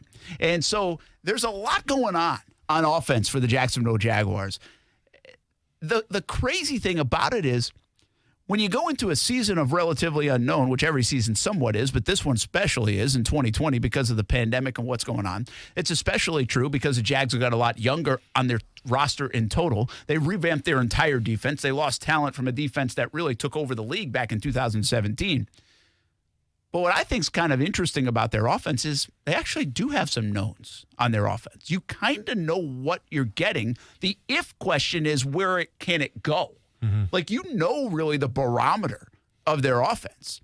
And that's why I think people are sleeping a little bit on the Jags. I think they're going to get a new philosophy, a philosophy that finally fits their quarterback, not necessarily their coaching staff or running back, but actually their quarterback, because you build around the quarterback in the NFL, really, and in football. And the Jags have not done a great job of that over the years. So I like the idea of Jay Gruden. I'm higher on Minshew than most people are. I actually believe Fournette staying is a benefit more than some others do. And then I have the question marks. D.D. Westbrook, DJ Chark. Can he do it again? Can the offensive line be cohesive? Can the tight end room get anything? Yeah. There are question marks, but that's my quick 90-second take on the offense. So I think we kind of share the same opinion about Gardner Minshew. We think that he's vastly underrated in terms of how the national media perceives him. I think we both expected pretty much a breakout year for Gardner Minshew this year. But in my opinion, the cog that makes everything go here is Leonard Fournette. And I'll be honest with you. Take Calais Campbell out of it. Take A.J. Boye out of it. If they would have traded away Leonard Fournette and maybe, let's say, get a third-round pick or a fourth-round pick, I would have stood up in my soapbox and I would have said the Jaguars are tanking. More than Calais Campbell, more than A.J. Boye, because to me, Leonard Fournette is the guy that makes everything go. I understand last year, Minshew gave us a lot to watch, right, Brent? But let's keep in mind, from defensive coordinators' perspectives, who played Gardner Minshew last year, what was going through their heads. We have to stop Leonard Fournette. Okay, we have to stop Leonard Fournette. It wasn't so much of Minshew, okay? I didn't see a lot of game plans to try to take out Gardner Minshew. Now, I get it. Last game of the season, Fournette was out. You put the ball in Minshew's hands, and he did fantastic against the Colts. Now, the Colts had some secondary guys out. They weren't fully healthy. Nevertheless, Minshew showed that he can win without Leonard Fournette. My point, though, going forward is you have to rely on Leonard Fournette to be that weapon for you to take some of that attention off of Gardner Minshew. Because the last thing you want to do is leave the defensive coordinators and say, you know what? We're not worried about the running game. Let's just shut down Gardner Minshew and see what he's really got. That's the last thing I want to do right now. I still want to be a balanced attack. And when we talk about Jay Gruden, we talk about a guy who loves to throw the ball around and get everybody involved. Obviously, having a bona fide receiver in DJ Chark, a la like an Allen Robinson a couple years ago, that feels good, okay? I feel good about DJ Chark going into this year. Now, maybe it's a little blind faith off of one season, but I'm confident that DJ Chark is going to have a repeat of last season. I can't wait to see it. And you got a guy like D.D. Westbrook who every single year, he seems to be that sexy guy, right? Where it's like, this is the year the guy is going to break out. This is the year D.D. Westbrook's going to put it all together. He's going to be on your fantasy football hot list. And what happens every single year? Unfortunately, he doesn't. To me, if there is 1 year for D.D. Westbrook to break out, and I think I've repeated myself for the past year now, but if it's 1 year for D.D. Westbrook to break out, it is this year in this Jay Gruden offense. Because Jay Gruden loves to get the ball around to his receivers. Doesn't just take one, it takes all three. So I think D.D. Westbrook could have a great year. And keep in mind, going to be a free agent next year. Big year for him as well.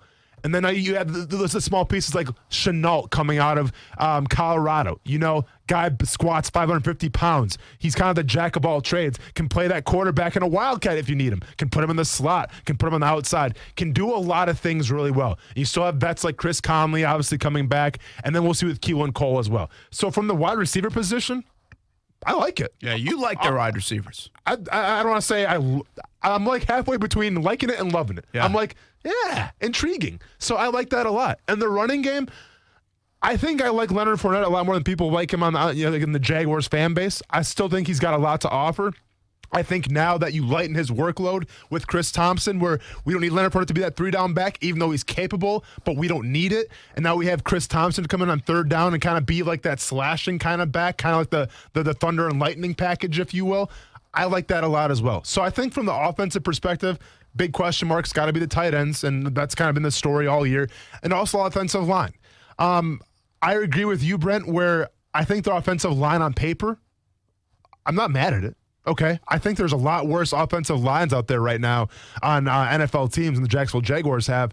But it's, once again, can they put it all together? Can Juwan Taylor take the next step? Okay, can A.J. Cann solidify himself as that starting guard? Brandon Linder, keep doing your thing. You're doing fine. Is Cam Robinson 100% healthy now? And can he pick up where he left off? You know, kind of struggled a little bit last year. And then obviously Andrew Norwell. paying you a lot of money. Can you play like it? So there are a couple question marks there, but it comes down to not so much of the talent on paper. It comes down to how do they gel as a team. And obviously Doug Marrone, being an offensive line or former offensive line coach, that's his responsibility to get them right. Well, here's the deal. Like, if somebody just like landed back on Earth from SpaceX, and didn't see last season and doesn't have like the Jags pegged as this team that always fails and never lives up to anything and has underperformed and has been miserable for most of 12 years.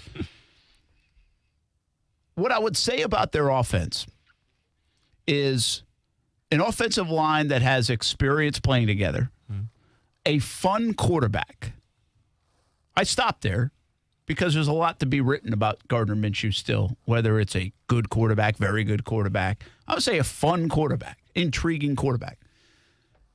A running back that has carried the load 2 out of the last 3 years, and if you look at his numbers, and again, don't dive too deep into where he was drafted and all the other stuff, you'd be like, yeah, it's pretty productive. I think the ESPN rating thing, that the metric thing, had him as the 9th running back with all their metrics. That's a top 10 running back. So if I just said that, fun quarterback, offensive line that's experienced with playing with each other, so some chemistry there. Top 10 running back. Pro Bowl wide receiver. Addition of a Pro Bowl tight end. Yeah. Addition of a third-round back, which his team was missing. Addition of maybe the most interesting offensive player that has put on pads in a Jags uniform in quite some time in Laviska Shenault. I mean, I think he really ranks up there with. Tell me somebody that he reminds you of, and you'll have a hard time. If I say that, man, I just like I'm actually I'm like looking forward to watching him play. Oh, by the way, an offensive coordinator who has had success in that position as an OC, with the name Gruden. If you just landed from SpaceX, you might be a little bit excited about what I just told you. Yeah. Yeah, that's my point. We get caught in the narrative and all this stuff about Jacksonville and whatever. But if you just take it away for a moment, I think their offense has a chance to be very underrated. Pretty good. And kind of fun. Yeah. And I don't know, again, you stop me. You can tell me, Brent, you're a moron. I mean, there's no chance that's happening. Or this sunshine and rainbows and hot summer sun is really getting to you. But there's a chance of all that. But that's where I kind of see the offense, and that's why I'm a lot higher on them than a lot of people are. So here's the thing. All right, I just said that Leonard Fournette, he is the cog, I think, that's going to make this whole offense successful or hot garbage. But at the same time, too, I think where a lot of the negativity comes from, Brent, is the fact that, and you know how I feel about the trenches. I'm always going to say this. The game of football will always be won and lost in the trenches. And like I said, their offensive line on paper looks good, okay? But let's go back to last year real quick, okay? And take the play calling out of it. Take John DeFilippo out of it. I'm talking about when it's goal-line situations, when it's third and shorts, when you're in the red zone. How well did the offensive line do in terms of making the right plays, not making mistakes, and not making penalties, okay? They were pretty bad last year overall as a cohesive unit. To me, that's where if I was going to rain on your parade, which I really don't want to, but I'm going to be honest, they didn't change anything this year, right? I mean, it's the exact same offensive line from last year. Now, given you added Ben Barch, but no one's calling Ben Barch to come in right away and be a starter, okay? So if we're going off of last year's performance on that offensive line and we stick him with this unit now, we stick him with Jay Gruden, I'll be honest with you, I'm still not that confident, okay? I'm not confident of Gardner Minshew staying upright. I'm not confident with penalties, not really happening. I'm confident that they're going to happen. I'm confident that the offensive line is going to cost some game-winning drives off penalties. So with that being said, it's not even so much the talent that they've acquired. It comes down to coaching. And it's so cliche to say this, but it does come down to coaching this year. It comes down to more specifically coaching the offensive line. And once again, echoing sentiments of Doug Marrone here. Doug Marrone is the offensive line guy. He's the head coach, but he's been there before. If he can get the guys to play as a unit and gel together, then it's something special. But if we have a repeat performance of last year, and keep in mind, COVID-19, it's going to be hard to get everyone on the same page. If we have a repeat performance of last year from that offensive line, this offense will not go. I don't think Gardner Minshew is going to be that successful. And the last thing I want to talk about is 4 or 5 months from now talking about the draft. All right, Trevor Lawrence, let's get him in here because the offensive line let everybody down. Yeah, and by the way, there would be a ton of criticism based on the fact that the Jags could have taken an offensive lineman instead of C.J. Henderson. If they wanted to try to upgrade left tackle, they could have done that in this year's draft. So they took a big risk on Cam Robinson. We'll see if Cam Robinson delivers. And you know my thoughts on that. D.D. Westbrook, question mark. Cam Robinson, question mark. Leonard Fournette, to some degree, question mark. Those guys are playing in contract years. I love that. I love that situation when guys are playing for their life and their money. In the NFL. I think that is a good situation, not a bad one for the Jacksonville Jaguars to be in. I just asked this, and then we'll go to break. 23.5 points, over under. I'm setting the Jaguars offense to average per game. Over under 23.5. Keep in mind, this is a football team that's averaged like 15, 16, sometimes 18. I think a couple of times over 20 points in the last decade. That's it. I mean, Brent, I gotta see him in practice, but right now I'm going to say under, just because I think it's going to be a low-scoring league this year. Just because, once again, I think offenses need time to get together, to get everything on the right page. I think defense is going to have the advantage this year in terms of the COVID-19 landscape. Don't be apologetic. I mean, people could run to Vegas with the under on that. Sure. I'm more bullish on it, and I'm taking over. That was the whole point of setting the line at 23.5. I like it. I put go Gardner, go. Optimism, man. I need like signs in here. Go Gardner, go. You need to be his agent. No offense to his agent right now, but I mean, you're his biggest fan, man. You might as well get paid for it. Wasn't there a whiteboard that was being used in there once upon a time, and it's no like idea retired where it now? went. I have no idea what you're talking about. I think the whiteboard got COVID-19. I don't know. I'm not sure what happened. It's still quarantining down here. I need some markers. Yes. Get me some markers. Hey, when we come back, Kevin Sullivan may join us. If not, he might be in a meeting. So if not, we'll have him a little bit later on. But more NFL talk about the Jags and others, plus a little hoop talk too on the way on ESPN 690. Action Sports Jax with Brent Martineau on ESPN 690 is brought to you by Best Bet Jacksonville and Orange Park. Now, the First Alert forecast on ESPN 690. Partly sunny with a few widely scattered showers today. Highs in the lower 90s, dropping to near 75 tonight. Join me beginning at 5 p.m. for CBS 47 and Fox 30 Action News Jax from the First Alert Weather Center. I'm TV meteorologist Mike Burrish. The Weather Center is brought to you by Beard's Diamonds, where you can save 20% store-wide during the summer super sale held over till this Sunday.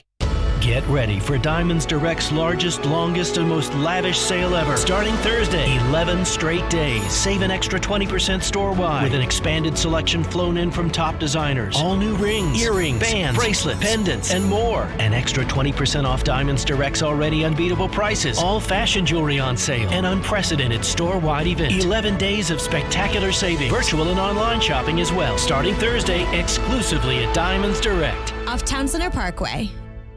Men, are the effects of hypertension, diabetes, or prostate cancer preventing you from having a satisfying love life? In just one visit, the doctors at Prime Men's Medical Center can help you overcome ED or PE to regain your confidence and have you last longer in the bedroom. Name brand pills don't work for many men and can have serious side effects. The highly skilled physicians at Prime Men's Medical Center provide custom blended medications that are safe, effective, and work immediately, regardless of your medical history or age. You'll see results on your first visit, guaranteed, or your consultation is free. So, if you have problems in the bedroom, call now for a private consultation. One call, one visit, one simple solution to regain your love life. Call Prime Men's Medical Center now at 904-206-8105. 904-206-8105. That's 904-206-8105. As you get back to business, small things can make a big difference. Like marking safe distances with floor tape and posting reminders to wash hands. As always, Grainger is here to help, offering supplies and solutions for every industry. Free access to product specialists, 24/7 support, safety recovery guides, and more. It's part of our commitment to help you adapt and recover in these challenging times. Call, click Grainger.com, or just stop by. Grainger, for the ones who get it done. Security experts recommend that if you have a do-it-yourself alarm, don't use their alarm signs or stickers. Why? Because it tells crooks exactly which system you have, and some signals can be jammed with a common garage door opener. Yes, the equipment is built that cheap. It's not been tested by UL Laboratories, and the DIY company selling it has no license. They use a third party. It just doesn't measure up. That's why thousands of business owners and families trust SafeTouch Security. All SafeTouch systems are custom designed for each installation and installed by state-certified technicians and are covered by a lifetime warranty. The SafeTouch two-way communicator provides the fastest possible response time with an 8-second average. All monitoring is done from the SafeTouch 24-hour monitoring center, giving you peace of mind for you and your family. SafeTouch Security has been protecting you and your family like no one else for 35 years. Go to safetouch.com today for a free home consultation. State license number EF0000233. This is the biggest news in diamond jewelry, so listen closely. Beard's Diamonds Summer Super Sale has been extended, held over till this Sunday. You won't get a deal like this anywhere else but Beard's Diamonds. Receive Beard's already unmatched prices plus an additional 20% off. All designer engagement rings, all eternity bands, all wedding bands, all diamond bracelets, all diamond earrings, and all gemstone jewelry. Plus, get an unbelievable 20% off over 1,000 GIA certified loose diamonds. It's Jacksonville's biggest diamond sale. But hurry, these sizzling savings end this weekend. You won't get a deal like this anywhere else but at Beard's Diamonds. It's Jacksonville's biggest diamond sale. Held over till Sunday. Now you can get her a bigger, better diamond for less. Beard's Diamonds, located at the St. John's Town Center. Or beardsdiamonds.com. See the difference. Save thousands. After a car accident, you can feel like you've lost control. I'm Eli Anajar from the law offices of Anajar and Levine. Our legal team can help you understand your options after an accident.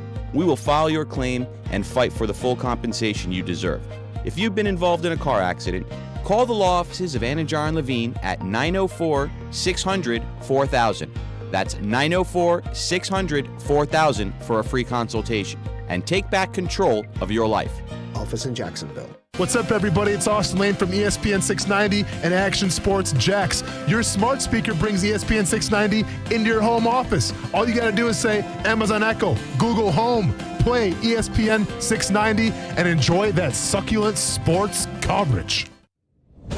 Brent Martineau. You see him every day on CBS 47, Fox 30, Action Sports Jax. Austin Lane. He's a former Jag star and current MMA fighter. Broadcasting live from the Anajar and Levine studio. This is Jax on ESPN 690 and ESPN690.com. Hey, welcome back. Action Sports Jax on ESPN 690. Brent Martineau, Austin Lane. Scott in for Coos. Set the over-under on the Jags, 23.5 points per game. That's a little bullish. There's no way Vegas would probably do the same. That's not a Vegas line. That's a Brent Martineau line. Yeah, it's a little bullish, though. That's the house line. I mean, go and get your cowboy hat and your face mask on because we're riding the Bulls with this rate. Yeah. All right? You say under, I say over. Yeah. What did you just say about Minshew's Madden rating? Oh, yeah. So you want to hear some more Minshew disrespect real quick? Well, yeah, the rating was like a 70, right? No, this is a different thing. And this, listen, Brent, you know how I feel about these Madden adjusters, I have right? never talked Madden so much in my life. Well, can you do one thing can you book this guest? The Madden adjuster? Madden adjuster. No, I was gonna, but not anymore because after this whole ordeal. So Madden ranked, and I guess for the quarterbacks, there's a break sack rating. Okay. Gardner Minshew I saw this. Was ranked 34th in the break How was that? I don't know. But here's what, get this, though. So then, Jacksonville Jaguars. Was Joe Flacco ahead of him? For sure. Was Tom Brady ahead of him? But then get this, though. So then the Jaguars go on Twitter and they show the video of him playing Denver, right? Where he broke those tackles. Fantastic I saw play. that tweet. A la Brett Favre. Yeah. Well, then Madden comes back and says, oh, our bad. It just got increased to 79. Flex emoji. And then it said ratings adjuster. #. So now we can just put out videos of like the previous year and it's like, oh, okay, yeah, sure, sounds good. Like, what are these Madden? Well, by the way, if you're going to give a rating, to get Minshew, and you didn't watch the Denver game? Then I cancel you. Well, this is my point. Like, all you got to do now is just show one play from a different game, and your rating just goes skyrocketing now to a 79. What does he move up to at 79? Do you have any idea? No idea. I'm not that much into it, Brent. But how crazy is that, though? No, he takes Madden's rating a job. Because I don't know, man. You know how I feel about that. That's all I'm going to say.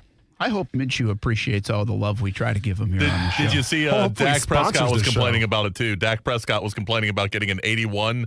I seriously can't. And people were like, dude, they cut you a big piece of the cake on that. I seriously can't. Brent, listen, man. I don't want to put in my 2 weeks notice, but I'm going to put in my 2 years notice. If we go down the line and we're talking about football players and their Madden ratings and interviews, I'm done. Yeah. I'm done. We're head there. I'm just saying, it's been fun on this show, but if that gets the case and I have to come with a smile on my face and, light in my eyes, I have to be like, oh, what do you think about your Madden rating this year? I'm done. Okay? Just want to put it out there right now. Thank you very much. What would Madden rating say for Kevin's? I feel like you've totally disrespected your entire Twitch audience with that comment, though. That's all right. We'll see you guys on Twitter. I'm not worried about it. I still love you, Twitch. I love anybody. What a sellout. I am a sellout. We will bow to no corporate sponsors unless they write checks. You guys are really interrupting this tremendous segue. Yeah. What kind of Madden rating would Coach Kevin Sullivan get? Now we're talking. High School Hall of Famer. I bet. Have you ever played Madden? No. Sorry. Hey. I don't even know, but if I can get that job next summer after I retire, I'm going to get that Madden rating job. I'm a ratings adjuster. How many times are you going to retire? No, next year will be my last permanent retirement. Hashtag Michael Jordan. Hashtag Conor McGregor. You told me that before, man. I mean, now you're like, are you like the AD at Jackson? I don't. Yes. I don't know how I get roped into this stuff. I've been trying to hang out with you and grow my hair and everything like that. And next thing I know, I'm going to be rating on Madden, which I don't even know how to turn the controller on. My son's got an Xbox hooked to the TV. He can teach you. He can teach you. I'm really disappointed you brought something to light this summer. I tried to rent an RV to go up to Alabama. I forgot you had one. I would have just rented yours. How's the RV? Have you been going anywhere? Oh, we went scalloping over in Beagle Beach for the anniversary weekend. Had a blast. First time I'd ever done that. That was a great time, man. Yeah, so you could have taken it right after we got back. It's ready to go, man. It's ready to go. I got to get myself an RV, or at least a sponsor. Yeah, even better. We can get you one. All right, man. So you're the AD at Jackson. Take us. What are you thinking these days? What are you thinking right now after yesterday's ruling? I mean, how are you doing this? I'm sure your phone's ringing off the hook. We appreciate you taking time this morning on CBS 47 and Fox 30, and then also today here on ESPN 690. But all the questions, and I'm not sure how many things you can answer. What's the latest from your viewpoint? Well, the thing that I think the most disappointing is our state association really not having a plan at all, knowing that everybody wanted to sort of move the season back a couple weeks. I think they could have come in and had a plan and said, hey, let's do this, let's propose this. But I was really disappointed in that whole thing, the way that was handled. I mean, it's not like this is snuck up on us like it did in the spring. This is something that they've been sitting around waiting on doing, and, we got to have a plan. And then we got no help from them. Basically, it was like, hey, I'm not doing anything. Whatever you want to do it. We're not putting our neck out. We're not saying to do this or that. Good luck to everybody, Yeah. Really disappointed in the state association. Yeah, and you know what? There's a lot of people like that. And by the way, I think you got to at least – people put time in. They're trying. It's not like they're – sometimes it turns out this way, and sometimes they just don't get the job done. And I think as we visit with Kevin Sullivan – there have been a lot of folks vocal across the state about the association. I don't feel like you usually see that. People will be a little hesitant to say something. People are kind of coming out and throwing the gloves on and not afraid to say something about the association. Could we see a long-lasting effect about the FHSAA, the board, and some big-time changes ahead based on a lot of people's feelings all over the state? Yeah, what's interesting about that, Brent, is that, the committee that wrote the sports medicine committee that wrote the thing. Recommendation, Yeah, the board members might have gotten that before the meeting and read the dang thing. If we're going to try to make a decision on doing something right, and that's the first thing. I thought that was weird. But the second thing was, this is not a one-size-fits-all. South Florida is completely different than the Panhandle, and even our area is completely different than the Orlando area and South Florida altogether. So this isn't something that you're going to say, oh, it's a broad stroke, and this is how we're doing it, and go to town.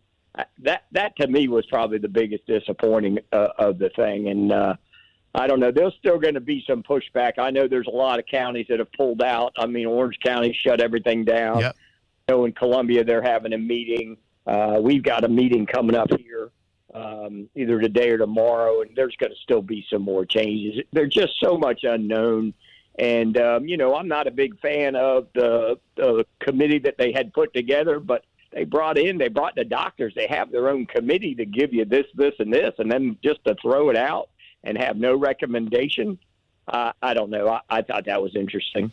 Coach, it's great to hear from you, man. Listen, I've been a big proponent on communication and everybody being on the same page. Now, I understand right now with everything going on with COVID-19, it's hard to get everybody on the same page, but I think this is where communication is key. My question from you, and, coming from that, that conference last night and everything, and just kind of, I'm sure you've had you've talked to some coaches and everything around Jacksonville. How confident are football coaches right now going forward in terms of all the protocols and how to handle if a player does get COVID-19? Well, one thing that we've done, and I will tell you, our district, Duval County, our superintendent, and Tammy Talley, our county athletic director, we've had a plan moving forward. And we've been scanning our kids, and they've created a QR code for the kids to scan as they come in and answer the question. And then we've been temperature checking them since June 15th at our place. And we've even gone so far as the kid calls up and says, Coach, I got a headache. Oh, no, you stay home today. We're not – if a kid at practice says, Coach, I think I'm getting overheated, we call his mom and send him home. We're not taking any kind of chances. I can tell you us. And our county has done a good job as far as doing the temperature checks and making them fill out the questionnaire every day. And our kids know coming in, they scan it, they go do, and then they go do their stuff while working out. So I was surprised that other counties haven't been doing that, that are back working out, that haven't been doing that. That was another surprise I had from that meeting.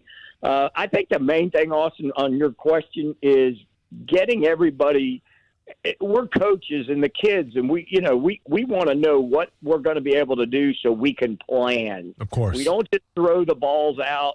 We want to have a plan put together. So if we're going to start August 10th, all right, we got X amount of weeks to start. If we're going to start playing games after Labor Day, fine. If we've got to adjust our schedule, fine. We don't care.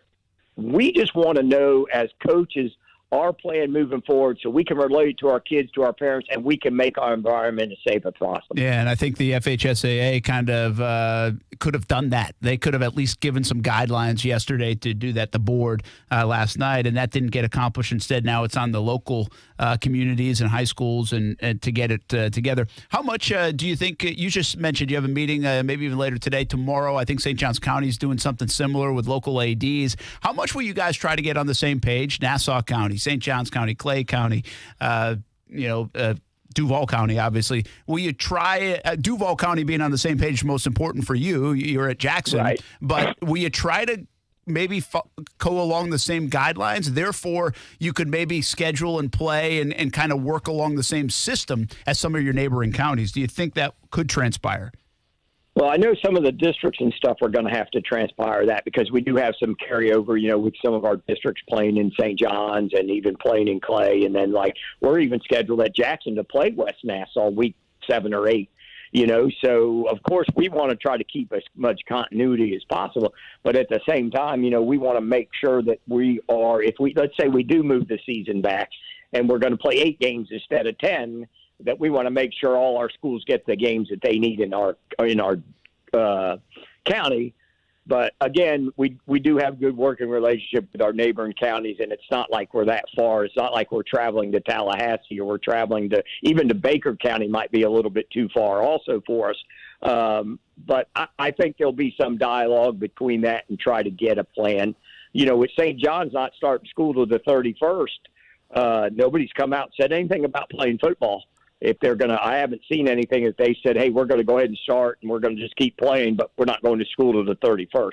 And then Duval has a big meeting on Thursday about our start dates and everything like that. So there's still a lot that can change here in the next week before Monday gets going. That's what I said since the top of the show. I think there will be a lot that will change. Even the FHSAA board is going to review that medical report that was given to them. I think something could change there. Now with all the local authority on this, I think a lot of different things could happen. And like you just said, the news today that St. Johns County pushes back, the word I got out of St. Johns County from the folks I talked to is they're meeting tomorrow, the athletic directors. And so I think we'll know a little bit more by tomorrow or the next day on what they decide to do. Does football and does fall sports, can they not be actually played until September now? Or could you still play games before school actually gets into session? That will be an interesting thing. Kevin Sullivan, athletic director at Jackson High School, with us talking about the FHSAA direction and what's going on. I won't keep you much longer. I know you've been real busy, but a couple of quick things. Do you think football and fall sports will happen in some capacity this year? Yes, I do believe we'll have some capacity. And I think a lot of the coaches have realized we may not be playing a 10-game season. But like I said, if we could get 8 games, I think that's a bonus in this time, what's going on. And I think it's important to pump home to everybody that doesn't know everything about the high school scene. We talk about the economics of the NFL. It's a $1 billion industry. We're talking about $50, $60, $70 million in SEC schools in college football. Everybody gets that. But the economic part of this for football and for athletic budgets at high schools is a big part of it, right? I mean, Friday nights are a big deal for high school athletics, and not just football, but for paying for other athletic sports and teams as well. Yeah, and what people don't know, like we recondition our equipment in March, from last season, and Rydell, the company that does it, we push the bill to fall billing. So there's almost a $4,000 bill out there that there's, we don't play football, we still got to pay that bill. Yeah. And not counting what we're going to accumulate as far as if we got to buy footballs, which are $75 a piece, and you got to have at least 10 for one game. You know what I mean? So there's like astronomical things. We could realistically, if we opened up and didn't play at all, we'd be 10,000 in the hole right now without batting an eye, and not being able to make up any of that funds besides from donations from outside the community. And, that's the other thing, too. Some of the people not knowing that we're going to play or not haven't been wanting to donate yet. Well, I'm not going to give you $1,000 for a sign on the scoreboard if you guys aren't going to play. So that's another factor that we're having an issue as athletic directors in raising funds and hitting our people.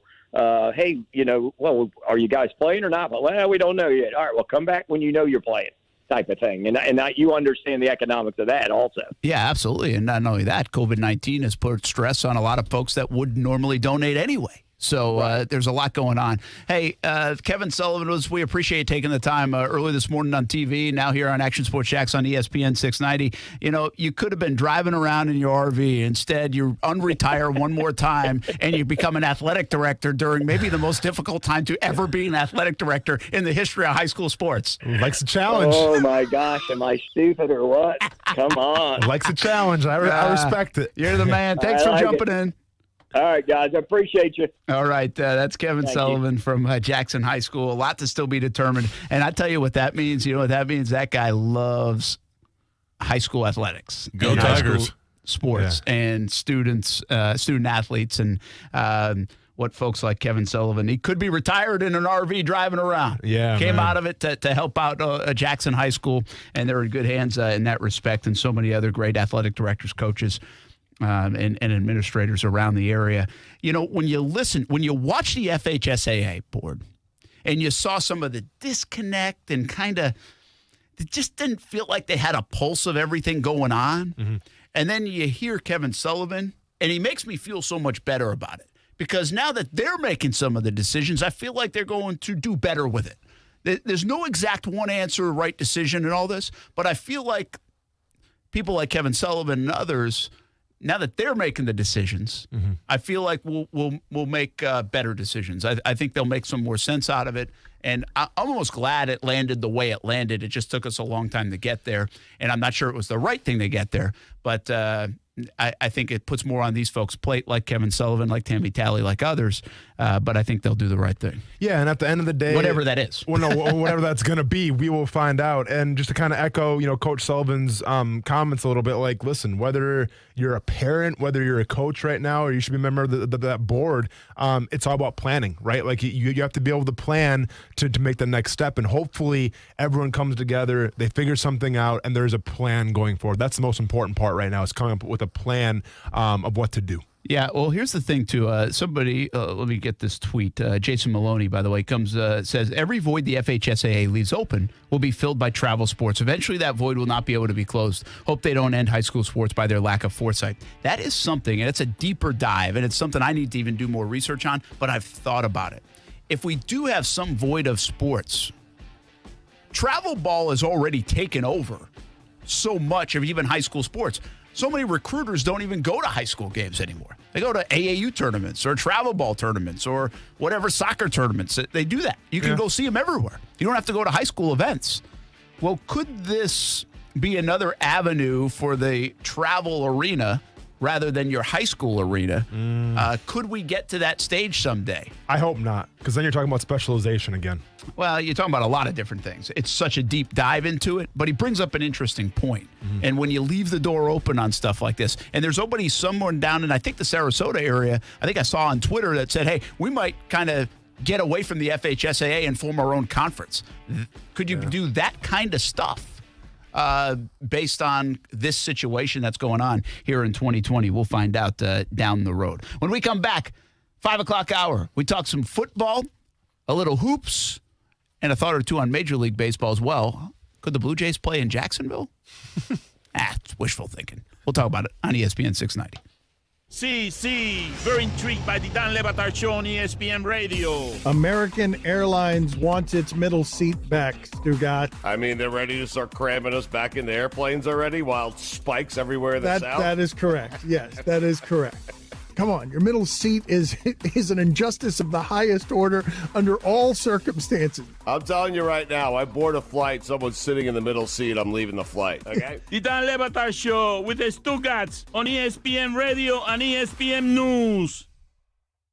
Get ready for Diamonds Direct's largest, longest, and most lavish sale ever. Starting Thursday, 11 straight days. Save an extra 20% store-wide with an expanded selection flown in from top designers. All new rings, earrings, bands, bracelets, pendants, and more. An extra 20% off Diamonds Direct's already unbeatable prices. All fashion jewelry on sale. An unprecedented store-wide event. 11 days of spectacular savings. Virtual and online shopping as well. Starting Thursday, exclusively at Diamonds Direct. Off Town Center Parkway. Say hello to your new secret advertising weapon, your own branded mobile phone number.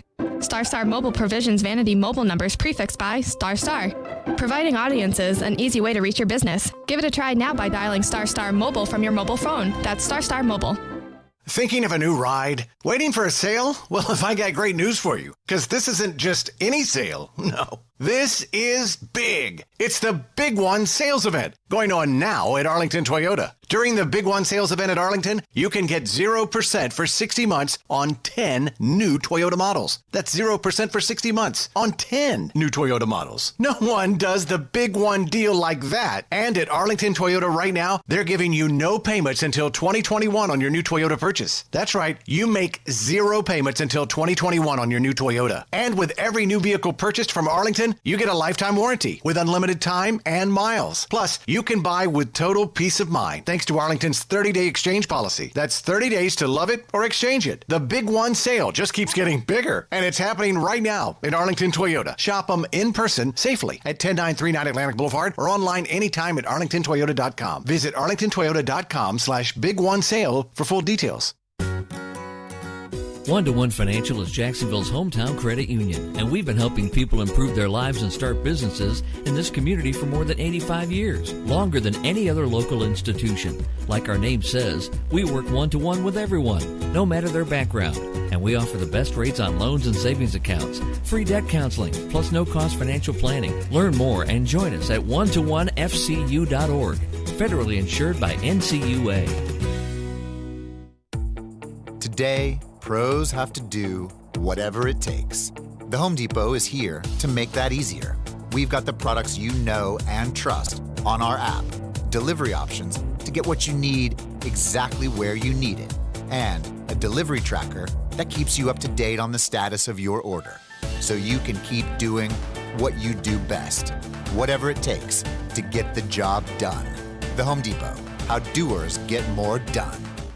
For streaming, creating, gaming, and more, power your passions for less during Dell's exceptional cyber savings event. Enjoy up to $400 off stunning laptops like the XPS, along with high-performance desktops and next-level Alienware systems, redefining what's possible with 10th-gen Intel Core processors. Shop special prices on top-brand electronics and accessories, plus enjoy free shipping on everything. Don't forget to ask for Intel when you call 800-BUY-DELL. That's 800-BUY-DELL.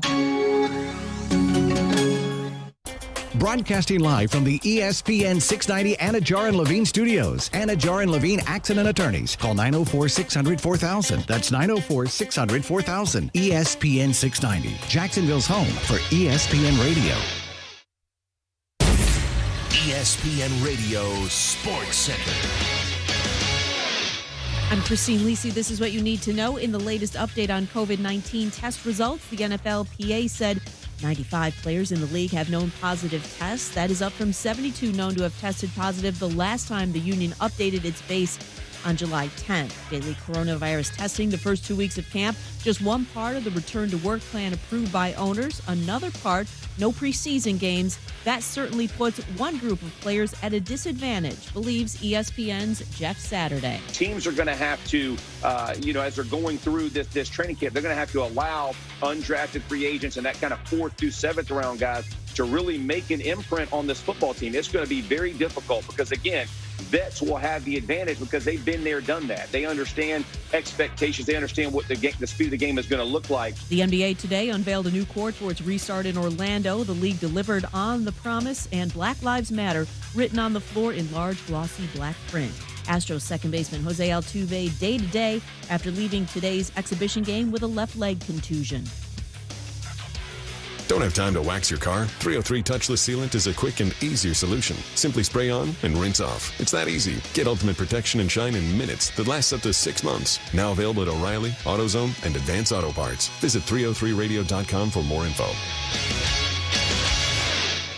WOKV Jacksonville. Listen live everywhere you go on ESPN690.com. ESPN 690, a Cox Media Group station.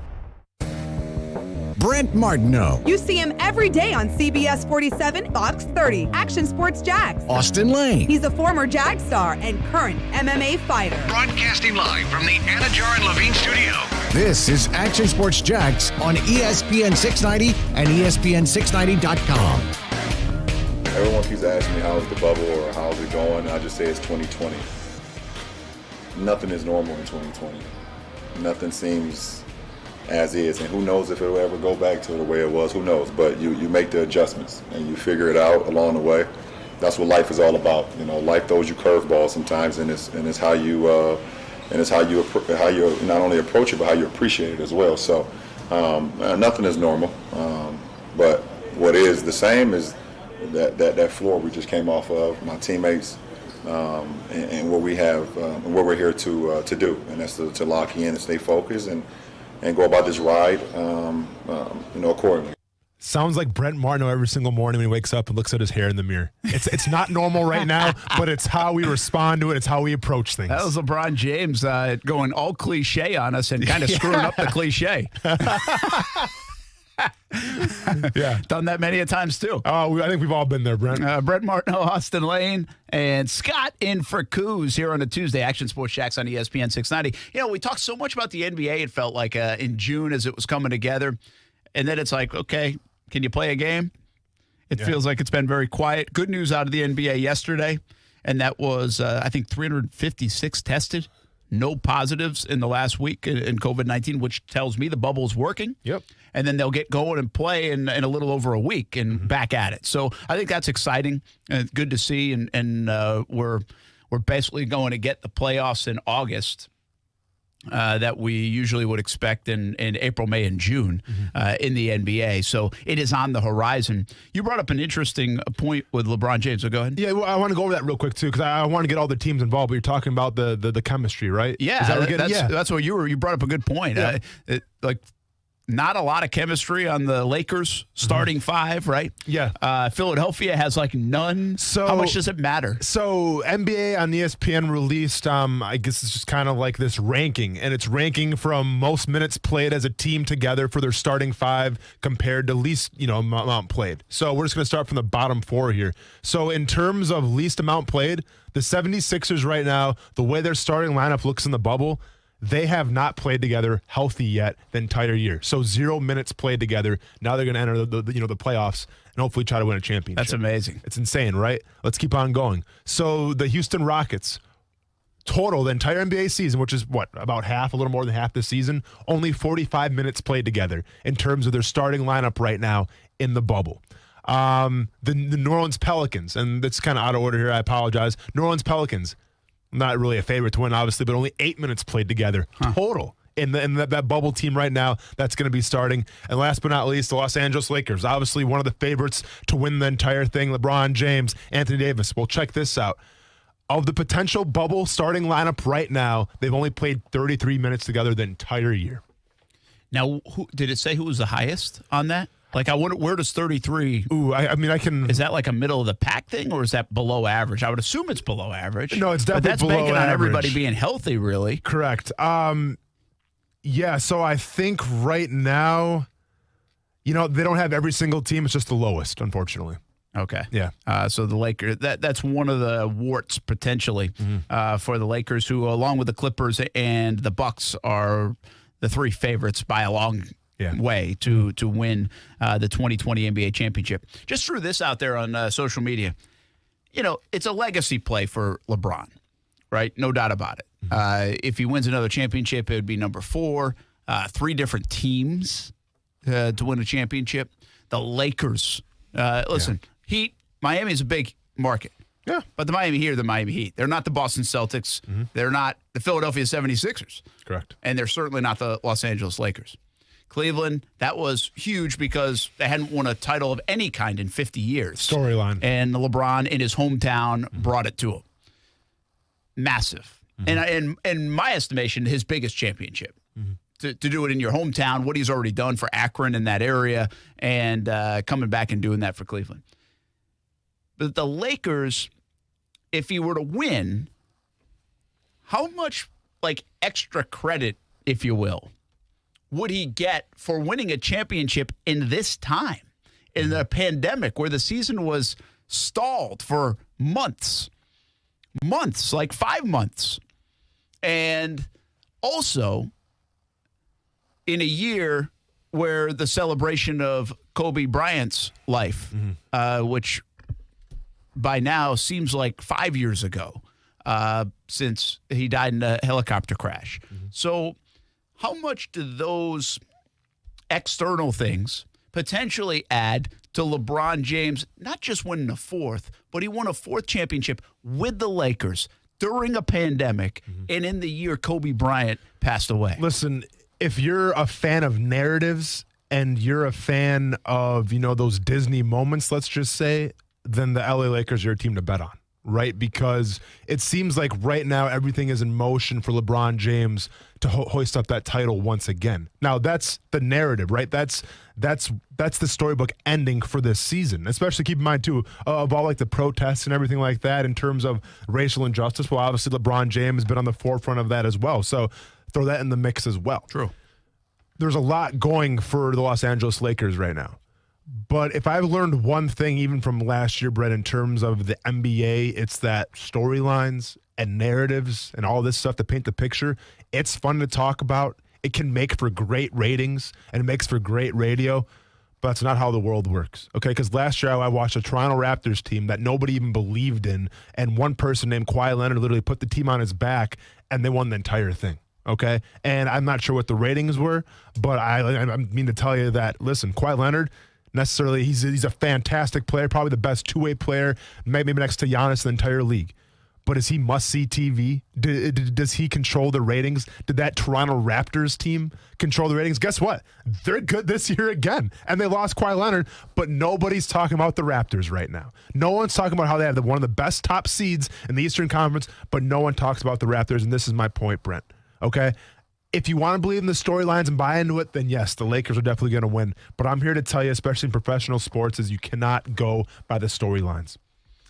Well, we do like the storylines in our business. I know. But I get what you're saying. Yeah. Listen, I'm not saying it's automatic. I just think, in fact, I think there is maybe a better chance of them winning the championship if they never got interrupted based off the way they were cruising and looking good and had momentum. Yep. I think there are actually more red flags and more hurdles now for LeBron at his age, coming back, the more things you add to variables to come back in this time. Now, there's two ways to look at it. We've had this discussion many times. Does that favor the young team? Does it favor the experienced team? Well, there's nobody more experienced than LeBron James. I mean, he's done it all. He's the king of experience. He's got the wisdom of a 75-year-old man, it seems like. And he's been there many times before. And he's Absolutely. been, I mean, now it's not going to be the same, like he even said, but in terms of playoff experience and getting to the finals, he's accustomed to that.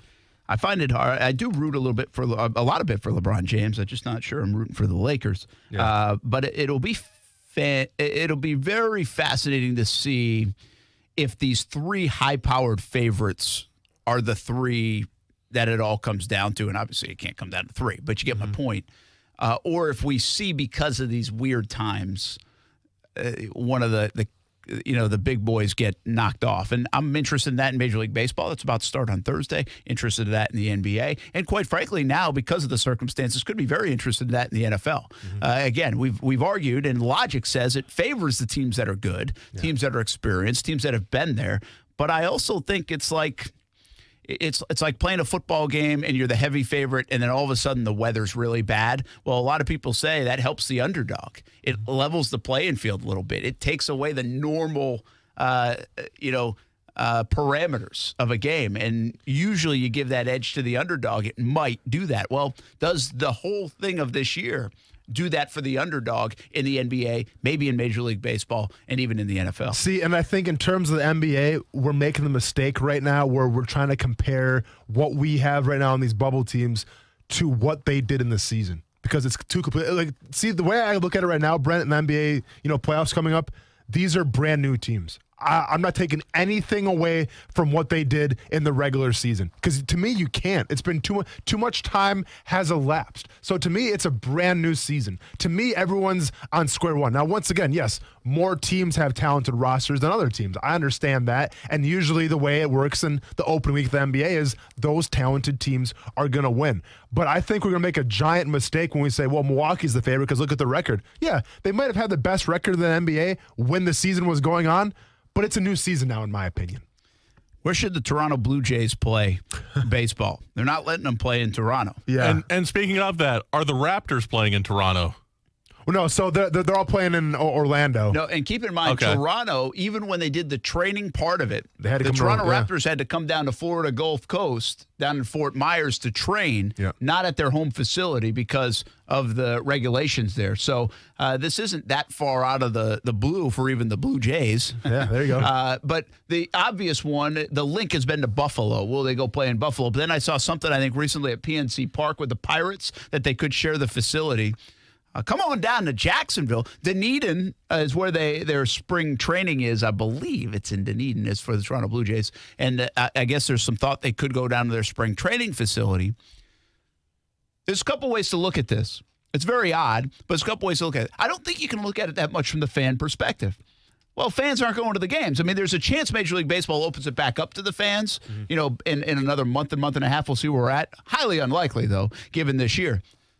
So the fans, and don't take this personally, fans, but like the fans don't really matter in this situation. It's not like, proximity-wise, you go to Buffalo.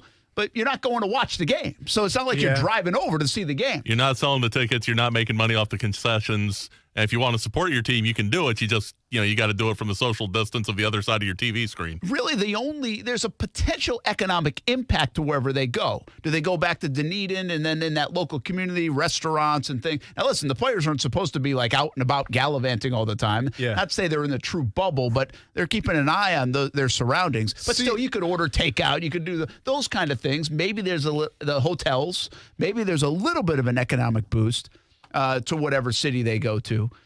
So it's kind of like pick a fun city. I mean, pick a Blue Jay Island. Well, and I guess here's my big part, though, right? Because, listen, I'm not sure in the grand scheme of things how important the Toronto Blue Jays are to the economy in Canada, right? But when we talk about, and I want to talk about the NHL right now because I've been quiet on the NHL after that whole, and I don't want to get into it. I'm only going to swear. I'm going to be upset. But after that whole draft lottery thing, that absolute debacle from the NHL, I haven't been following it that much. But I do know this, though. The two cities right now they're going to host the NHL playoffs are Toronto and Edmonton. So how can you justify hosting the NHL playoffs in Toronto, but the Blue Jays can't play there? And they have made no rulings on that? This is a couple of days ago. They said they're finalizing Toronto, Edmonton as hub cities for the playoffs. That's interesting. Yeah. Hockey's king. Hey, listen, it is Canada. I understand that. But it's just, if I'm the Blue Jays, I'm like, well, what gives, man? Like, we're out here, trying to play baseball, but you're going to bring the playoffs to Toronto? Yeah, I guess when the NHL season start like the 31st or are they into August when they're going? They're into August. Okay, so that could be a little bit part of it. I mean, they didn't make this ruling until just in the last couple of days with the Blue Jays, and we're on the verge of the season. Yeah. So we could still get some changes with Toronto in the hockey or Canada and the hockey as well. The Pittsburgh Pirates are a place that they could share a stadium. What's interesting to me about the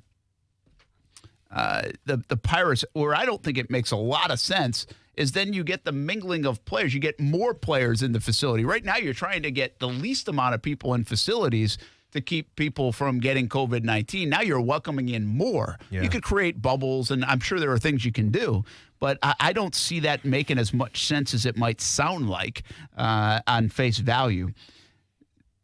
You know what I'd love to see? I think somebody put it out there, and I might have seen this on social media. I can't find it in writing. But Omaha hosts the College World Series every year, and they didn't get a chance to do it this year. Yeah. They got a stadium right there. Yeah. And why not Omaha? Be a cool place. They got all the gear for a quality broadcast there. I mean, how cool is it I guess if you're coming from Toronto, Toronto's a pretty fun city. Toronto's supposed to be a great city. Yeah, but then you go to Omaha. It's kind of like Omaha's actually a cool city. Is it a cool city? Yeah. All right. I feel like it's in the middle of nowhere. No, but it's a cool city. Okay, cool city then. Okay. Well, if it's a cool city, why not? Sheesh. Stay away from the stereotypes. Well, I just go with what I hear, Brent, is what it is. I mean, listen, I have bad connotations related to Toronto because the Bucks playoff game last year with Toronto and Drake and all that stuff. Regardless, you know what I'm talking about. Anyways, I get what you're saying, Brent, but at the same time, fans can't come. So you're not really bringing a lot of income to these cities. So to me, I think from at least travel, with their families and everything, I would try to make it as close as possible where, and once again, I'm not sure what the bubble rules are, but I would make it so if you have to fly home on the weekend, you can. I think Omaha, Toronto, to Toronto, that's a pretty long flight. So that's why I'm an advocate for Buffalo. Here's a couple of different thoughts on it. Buffalo, because of the location, it's right there, and they have the AAA park. But then you're going to Buffalo. The wings Who are really good. wants to go to Buffalo? Wings are good. Buffalo in August, September, not bad. I'm not gonna listen. We've been to Buffalo, by the way. Buffalo for preseason game is outstanding. It was nice. It was great. The wings were good. Yeah. Buffalo in November, not so much. Not so much. We're Pouring talking down, snow and everything. freezing rain. Listen, I'd rather the snow. And much to the chagrin of Jaguars fans, because I know how they feel about the Jaguars. About the Bills Mafia. Careful. I don't mind Buffalo. I really don't, Brandon. It's kind of like that. It's got you know what? It's called Jacksonville North in terms of Buffalo. Oof. Or no, we're not doing that. See, I consider Jacksonville like the blue collar city of Florida. Okay. I consider Buffalo the blue collar city. Thanks for giving that some context. Yeah. We just lost a lot of your fans. I consider Buffalo like the blue collar of New York.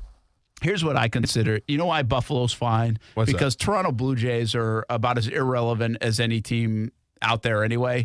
And so go hide in Buffalo. So is Buffalo. Yeah. Whatever. Yeah. You know, I mean, seriously. It's like, all right, if you move the ball, fine.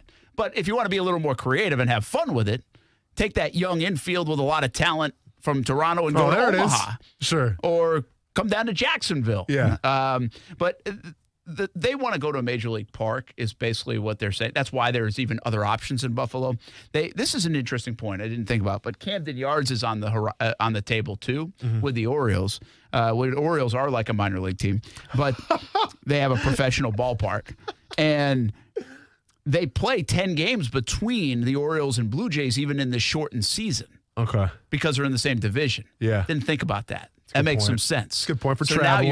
Now so now you're sharing the same Not mad at that. place. Yep. Yeah, there's some sense in that, right? Yep. And then the Pirates, of course, were similar. Pirates released this statement about it. In an effort to help in the return of the game we all love, we continue to have active discussions with Major League Baseball and the Blue Jays regarding the possibility of hosting games for the Blue Jays at PNC Park this season. Be a monumental challenge for our staff, but leaning in to help others what Pittsburghers do best. A beautiful park, PNC Park. So I think the Camden Yards one makes a lot of sense because they don't have to go anywhere. Yeah. You know, if you're going to share a park, go to somewhere. You're not going to share Fenway.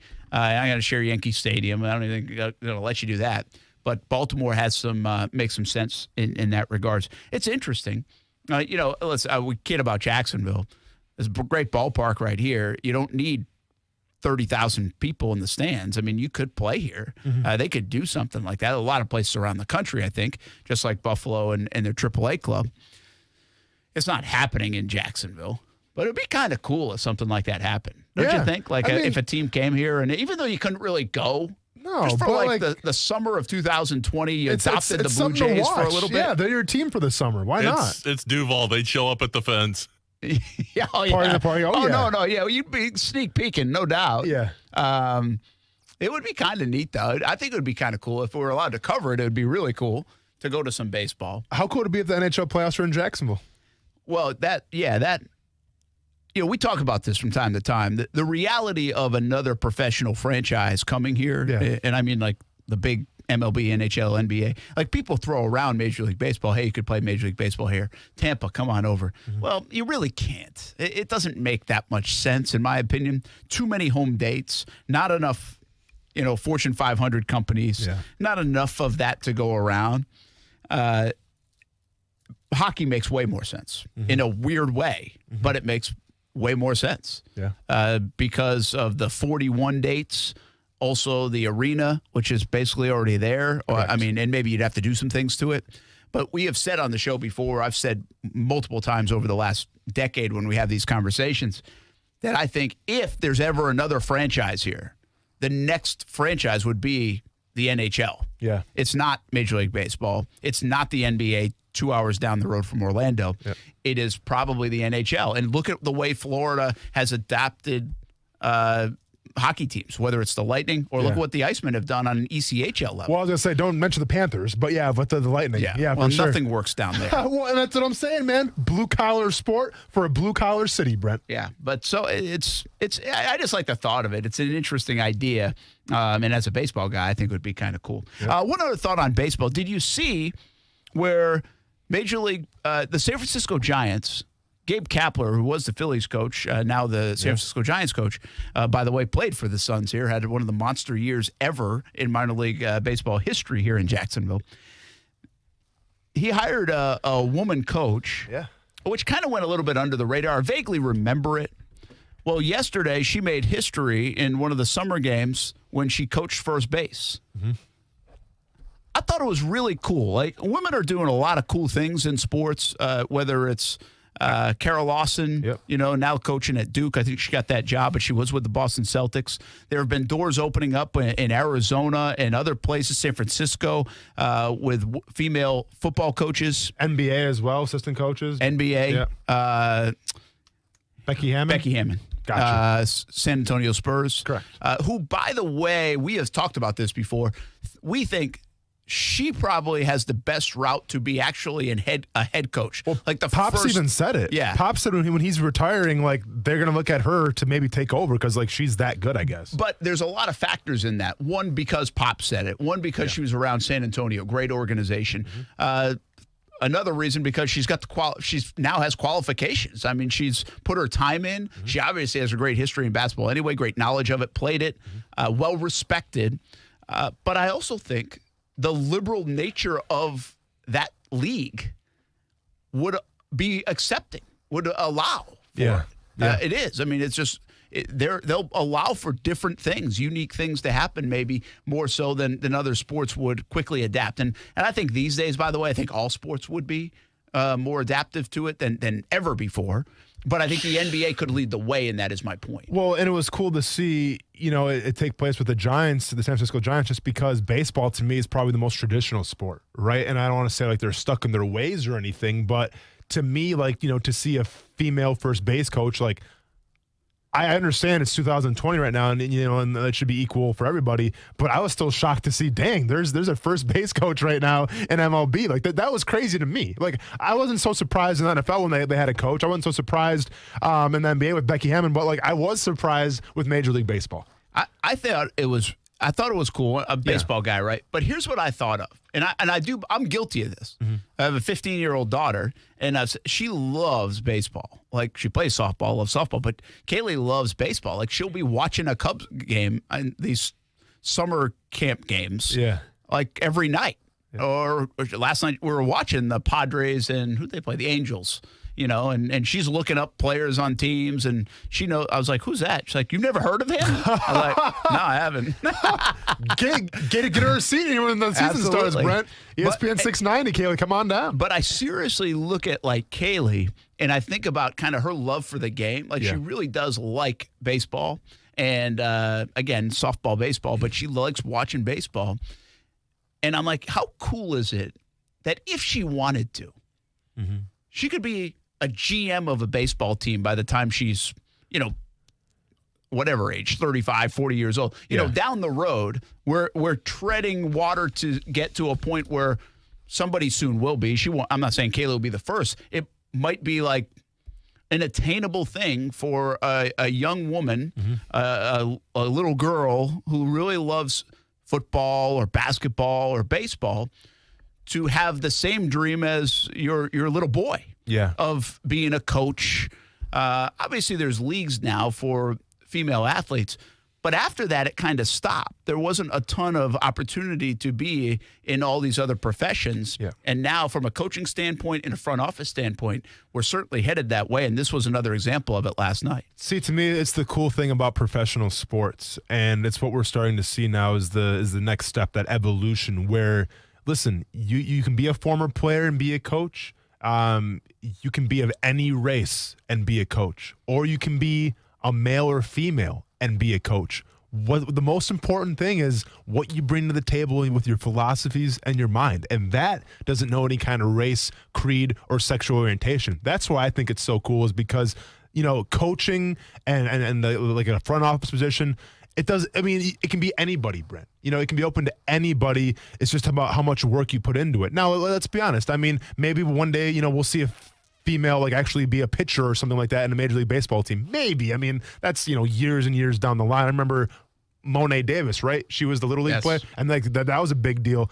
But in terms of coaching and in terms of like those front office positions, why not, man? Well, the other thing about it is, in baseball, like we're seeing it again in basketball, Becky Hammond, we're seeing it in football now with a couple of different organizations. But doesn't it kind of feel like it belongs in baseball to a degree? Because of it comes to my mind is a league of their own. We have those images in our mind of that movie, right? Of women in baseball. Like that movie showed us like, oh, wow, women can play baseball. Like, we've seen it now. Like, we know. Well, Kaylee started playing with the boys. She played, like, Little League Baseball before she played softball. And now we'll go to tournaments, man, where we'll see a 14-year-old girl pitching. Dang. And cool. good. Yeah. You know? Yeah. And it's kind of cool to see. And, Yeah. you know, again, somewhere along the way, probably a transition into softball takes place. Sure. But it's pretty neat that you can do it. And I hope I pronounced her name right, but Alyssa Nacken is what it looks like. Made a little history coaching first base yesterday for the San Francisco Giants. And I think that's pretty cool. The Giants, I think it's pretty cool. Gabe Kapler, I think it's pretty cool for Alyssa there to make a little history, but also be a part of it. And I think she even said her quote was for, you know, little girls and young women. And I think a lot of times people say that stuff like in sports. It's like, role model or whatever. Yeah. But I really think from a female perspective, I think that's true. Like, and I don't know if it just hits home because it's, again, my daughter loves baseball, plays softball. She's 15. And how cool is it to be able to go into high school and look at someone like that and be like, wow, I could go to the major league someday and be a coach or be in a front office. I mean, that is pretty awesome. Well, and the best part is all it takes is one person, right? One person has to break the mold, and all of a sudden it opens it up to new possibilities and new dreams and new goals. So, yeah, props to her for doing that, man. It's like I said, I saw you tweeted it to me today. I clicked on it, and I was just like, dang. I didn't think, and once again, 2020, I get that, but I was like, I was not expecting that. That was really cool. Yeah, it's, and the other part of it is, you know, we say Becky Hammon. I do think she'll be the first. I really do. I've got that. I guess because I don't know who else I would say. Like I don't see a woman being a head coach of an NFL team anytime soon. I really don't. It's a sport, by the way. Like, listen, women play basketball. A lot of women play basketball. A lot of women play softball or even baseball as a kid. Sure. I think there are a lot of women that play hockey. Yeah. There are not, when you break down the percentages, and I don't know this top of my head, but I would say off the top of my head, there's not a lot of women that play football. I know there are women that play football. I know there are women leagues. I get it. There's a lot more flag football being played, too, which introduces women to the sport, fall in love with that sport. But just, you know, I think if you look at the four sports like that, I think football would be the least participation amongst women. I agree with you there, but also keep in mind, though, some of the best coaches in the NFL maybe have a couple of high school years of experience, didn't play college football, didn't play in the pros, and they're some of the greatest minds as well, though. True. So keep that in mind. Well, that's a great point. Yeah. You're right. Again, because football is almost our pastime now, you're introduced to it, you fall in love with it. You don't have to necessarily play it to know it. Correct. And to kind of get groomed to be a part of it. Yep. So you bring up a very good point there. I thought it was a cool story out of San Francisco, and we're seeing more and more. Like it's not like a breaking news story that much anymore to see women involved on coaching staffs and front offices in major league sports. I think that's kind of cool. Let me ask you this. And this could be years down the line, it could be the next couple of years. And I kind of teased it a little bit, but I want to get your thoughts on it. If we're talking about, throw every single professional sport out there, throw Major League Baseball out there, throw football out there, throw basketball out there, NBA, do you ever see a female playing in one of those professional sports in your lifetime? And I guess if there was to be a female playing in those, what sport would you think would be the first one? Let's just say that. I would say I don't. Yeah. I don't see it. I don't see. See, I really don't see football, it. Football, I could see maybe a kicker or something like that. That's fair. That's fair. Yeah. I guess you could see that. Yeah. And I'm actually in a way a little surprised, but I haven't seen it. Yeah. Because there's been I've been doing I've been in the business for 20 years, and I've been doing stories on female high school football players, and not just kickers, but many of them have been kickers, but for 20 years. And so I guess I'm a little surprised I haven't seen a little bit more in that respect at higher levels, whether it is college. Again, we have some females be kickers at the very least. I guess I would say kicker's probably the best avenue. Yeah. I just don't see it happening. And here's the thing in basketball, because the WNBA has had some success, I don't think there's a drive to, I don't see it in hockey. Could there be this unbelievable, maybe I would picture in a goalie setting? Yeah. And it's the same with baseball. I would say picture from a pitcher perspective, someone just has an awesome arm and can pitch. Like I say this all the time, Kaylee can throw harder than Ty. I mean, she can. Yeah. I mean, she can chuck it. Yeah. She can chuck a baseball. But we never really tinkered with it. Again, because there's softball options. So I don't really think you think that way. You really have to go outside the box to continue baseball, at a certain age because you have softball options. You have softball to go play in college if you want to. Sure. So then you lose the baseball edge or you lose the training ground, and you can't just pick it right back up. Oh, no. So, long answer short, I would say kicker makes the most sense in football. But I actually am surprised, to your question, that we haven't seen a dominant female golfer join the ranks more consistently with the men. Some of the women golfers are obviously Annika Sorenstam, Michelle Wie had a tournament with it as well. So they can compete. They can compete, and it's not like they had some success and they could get along, and it just depends which week. What I always wonder, if Annika Sorenstam wanted to, could she have played a whole season out there and had some success and really climbed some leaderboards? I think she could have. I think she could have done that given the shot. But once again, there was an LPGA. She didn't have to. So that's where you get, as long as there's a women's sports league where you can earn money, why go venture into the other one if you're that good? Because you can dominate your own. And obviously, I'd be remiss if we didn't mention Danica Patrick as well for great point. Stack. I mean, but she obviously she didn't have an outlet where there was like a female racing league. She had to go with the boys right away. Yeah, you know? and I think that's what makes that a little bit different. Yeah. But you're asking, given the option, essentially. And I'm a little surprised maybe we haven't seen that female golfer just yet be able to play on a consistent basis or want to. Yeah. Really, they want to. I shouldn't say be able to. I bet they can. I bet there are some female golfers that could make it out on the PGA Tour in some capacity. Yeah. I'm not saying they'd be Tiger Woods, but I just don't think they need to because of the LPGA and other outlets. And so we've only seen it on almost like an exhibition level, a trial level with Annika Sorenstam and Michelle Wie in the past. But that's a good question. Yeah. And what does it look like in 20 years? But we do know this: coaching in front offices will look totally different than they've ever looked because there will be more females involved. Without a doubt. And also, on behalf of ESPN690, our condolences that go out to Aaron Rodgers and Danica Patrick. They split up. Did. You see that? Yeah. People are throwing parades right now in Wisconsin, not practicing social distancing because the whole thought was Danica Patrick ruined Aaron Rodgers a little bit in his career. Well, I was so now going to he's say, back. the old Tiger Woods theory. Aaron Rodgers is probably going to win the MVP this year. But it's so ridiculous. I mean, because the same thing happened when Aaron Rodgers. Do you know who Olivia Munn is? Yes. Yeah. So they used to date, right? And like when they dated, he had some of his worst years, and people were like, "It's because that girlfriend he's got." Like NFL players can't have relationships though. Like you That's expect want to be them- the best. That's my rule. What is Tom You want to Brady be the doing then? best. What is Tom Brady doing then? He's an outlier in this conversation. Oh, always the Patriots, always the outlier. Okay. They are. He is. Well, Patrick Mahomes, and he cheated. yeah. Yeah. I'm not saying No, I'm no, not- no, Whoa, I get it. whoa. TMZ, Yeah, stay yeah. away. I'm saying he deflated footballs. Phone's ringing off the hook. Phone's ringing off the hook right now. Patrick Mahomes, we'll see what you got. Yeah, dangerous. See? Yeah. $500 million. Yeah. We'll see. Tiger Woods would already have Jack's record if he didn't get married. I believe that. Well, I think there's more issues than just that, Brent. But we don't need to go there right now. I fully believe that. Rehash Just those telling things. Do you? All right.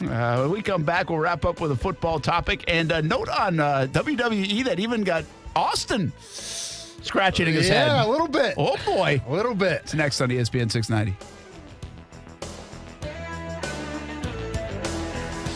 Action Sports Jax with Brent Martineau on ESPN 690 is brought to you by Best Bet Jacksonville and Orange Park. Now, the First Alert forecast on ESPN 690. A widely scattered inland evening shower or thunderstorm, otherwise fair to partly cloudy skies tonight, 70 to 75. Partly sunny, hot and humid tomorrow with a widely scattered shower or thunderstorm and highs in the low 90s. From the First Alert Weather Center, I'm Action News Jax Chief Meteorologist Mike Burrish. The Weather Center is brought to you by Beards Diamonds, where you can save 20% store-wide during the summer super sale held over till this Sunday. Deep into the summer months in Northeast Florida, hotter weather means your family should be drinking more water, more clean water. With a Kinetico system from CGC Water, they remove up to 99% of contaminants. That's clean water. CGC Water is offering a free A200 reverse osmosis drinking water system with the purchase of a Connecticut Premier softener. Connecticut Premier softeners are non-electric and have twin tanks, making them super efficient, saving you money. Schedule your free water test today. Get peace of mind knowing your family's water is safe water. CGC is taking extra precautions with in-home visits following CDC guidelines, including no contact sales and service appointments, with all employees wearing masks and gloves at all times, and employee temperature checks every morning before they send out their team into your home. Remember, a free A200 reverse osmosis drinking water system with the purchase of a Connecticut Premier softener. Call 904-552-1242 or visit cjcwater.com. CGC Water Treatment, your local independent Connecticut dealer. It happens to all of us. That AC unit just starts making some noise, or even worse, it's not working anymore. This is the time of year you don't want that to happen. It's way too hot around here. My friends at Bold City Heating and Air will help. They helped us. It started with a call from my wife, and she said the AC wasn't working. So we jumped on boldcityac.com, and before we knew it, they were at the door. Super friendly customer service, clean, timely, and personal service call. And now we're loyal to Bold City Heating and Air. They took care of my family. They'll take care of your family. It's a big investment in AC unit, but a necessary one. Mears at Bold City Heating and Air has built a strong culture, and as a customer, you can feel it. We felt it. The easiest way to start the relationship with an AC company you can trust is to go to boldcityac.com. Have Bold City Heating and Air check out your AC. Right now, it's $25 off and annual maintenance. Bold City will thoroughly service, clean, and test your system to ensure it's working efficiently. Good peace of mind at the very least. Visit boldcityac.com. Be bold and beat the heat at boldcityac.com. You don't want just any old sale. You want the biggest sale with the biggest savings ever, right? Then you need to see my friends at Arlington Toyota today, because they're having the one big-time sales event. Want low payments and zero down? Then get to Arlington now, because during the big-time sale, they have over 100 quality pre-owned cars you can buy at zero down and $199 a month. That's no money down and $199 a month for over 100 pre-owned vehicles. How about choosing from 50 quality pre-owned trucks and SUVs that you can buy at zero down and just $269 a month? That's no money down and $269 a month with over 50 pre-owned trucks and SUVs. Plus, with Arlington's Credit for Everyone program, if your Beacon score is from 450 to 850, Arlington's getting almost everybody approved. You even get Arlington's 30-day exchange policy for total peace of mind. That's 30 days to love it or exchange it. What are you waiting for? It's the one big-time sales event going on now at Arlington Toyota, 10939 Atlantic Boulevard, or online at arlingtontoyota.com. Visit arlingtontoyota.com/big-time-sale for full details. Get ready for Diamonds Direct's largest, longest, and most lavish sale ever. Starting Thursday, 11 straight days. Save an extra 20% store-wide with an expanded selection flown in from top designers. All new rings, earrings, bands, bracelets, pendants, and more. An extra 20% off Diamonds Direct's already unbeatable prices. All fashion jewelry on sale. An unprecedented store-wide event. 11 days of spectacular savings. Virtual and online shopping as well. Starting Thursday, exclusively at Diamonds Direct. Off Town Center Parkway. If you're usually listening to ESPN 690 in your car, but your boss has you working from home this week, well, take us with you. Hey, what's up, everybody? It's Austin Lane from ESPN 690 and Action Sports Jax. Tell Amazon Echo or Google Home, play ESPN 690, and enjoy all that sweet listening coverage. Brent Martineau. You see him every day on CBS 47, Fox 30, Action Sports Jax. Austin Lane. He's a former Jag star and current MMA fighter. Broadcasting live from the Anna Jar and Levine studio. This is Action Sports Jax on ESPN 690 and ESPN690.com. It's Eloy Jimenez instead, a long way to center field. Way back there it is, a grand slam in the first inning. Eloy Jimenez with a lethal blow early, and it's 5-0 Sox. Put it on the board. Yes. The White Sox they still have that guy there? Did he just do that? I missed the first part of it. No, he didn't do that part. Okay. So I don't know if it's I don't know if they still have those guys. But after yesterday's Yankees debacle, I wasn't sure about playing that. No, the Chicago White Sox are fine. Yeah, the White Sox actually have some good young talent. Really might be sneaky, pretty good team on the verge of it at least. So we'll see with the White Sox. See, I kind of feel like teams like that, there's somebody like that is going to surprise this year in a 60-game season. Yeah. There's somebody. Can you find that team? And we are going to have some baseball predictions, including leadoff player of the year, coming up later in the week. Austin Hicks, I'm coming for you, baby. I got you, man. I got you. Hopefully it's not a Yankee this year that can do it. Brett Martin, Austin Lane, Scott here on a Tuesday. Scott in for Coos. We appreciate him spending the time with us. We appreciate you spending the time with us on all the different platforms. ESPN690 right here on your radio dial or ESPN690.com on the stream. Or all the folks watching on Twitter and Facebook, YouTube, and Twitch. You can see video of the show. And once we get back to the studio and inside football season, well, we can break things down at the wall that says it all and all those fun things on the video channels that we did for the last couple of years. Hopefully we'll be able to do that soon enough. A couple of thoughts to end the show, and we'll catch you up to date on the latest on the NFL. We talked a lot about the FHSAA as well. We didn't get to this yesterday. Dan Snyder, owner of the Washington Blanks right now. Yep. Do you think he stays in that job? Do you think there will be some – has he weathered the storm? Or do you think there will be some momentum at some point to force him out? To me, there should already be momentum to force him out. I guess, I don't know. And granted, I spent some time in the NFL, but I don't know all the interworkings of how a front office works. But I was, I guess, surprised to say the least when I saw Dan Snyder, put out a quote at a press conference saying how, he appreciates that article that came out in the Washington Post, and now he's going to make sure that the culture in Washington going forward is going to be a lot better and, friendly to everybody. My point is, you're going to say you guys are going to do better going forward. You're the owner of the franchise. You're the owner of the team. Doesn't it start with you? Isn't this your fault to start out with because you're the owner? You're supposed to dictate the culture. Am I wrong there, Brent? I think here's where we got to be a little careful. Do you think Mark Cuban is a bad owner for the Dallas Mavericks? Because I think he's a great owner, but he's also been in some trouble. Well, he's had a similar situation, and they had to kind of go back and look at what they were doing. So while we don't like necessarily Dan Snyder, and some people do like Cuban. But do you know why I like Cuban, though? Because he fessed up to it. And he understood that, listen.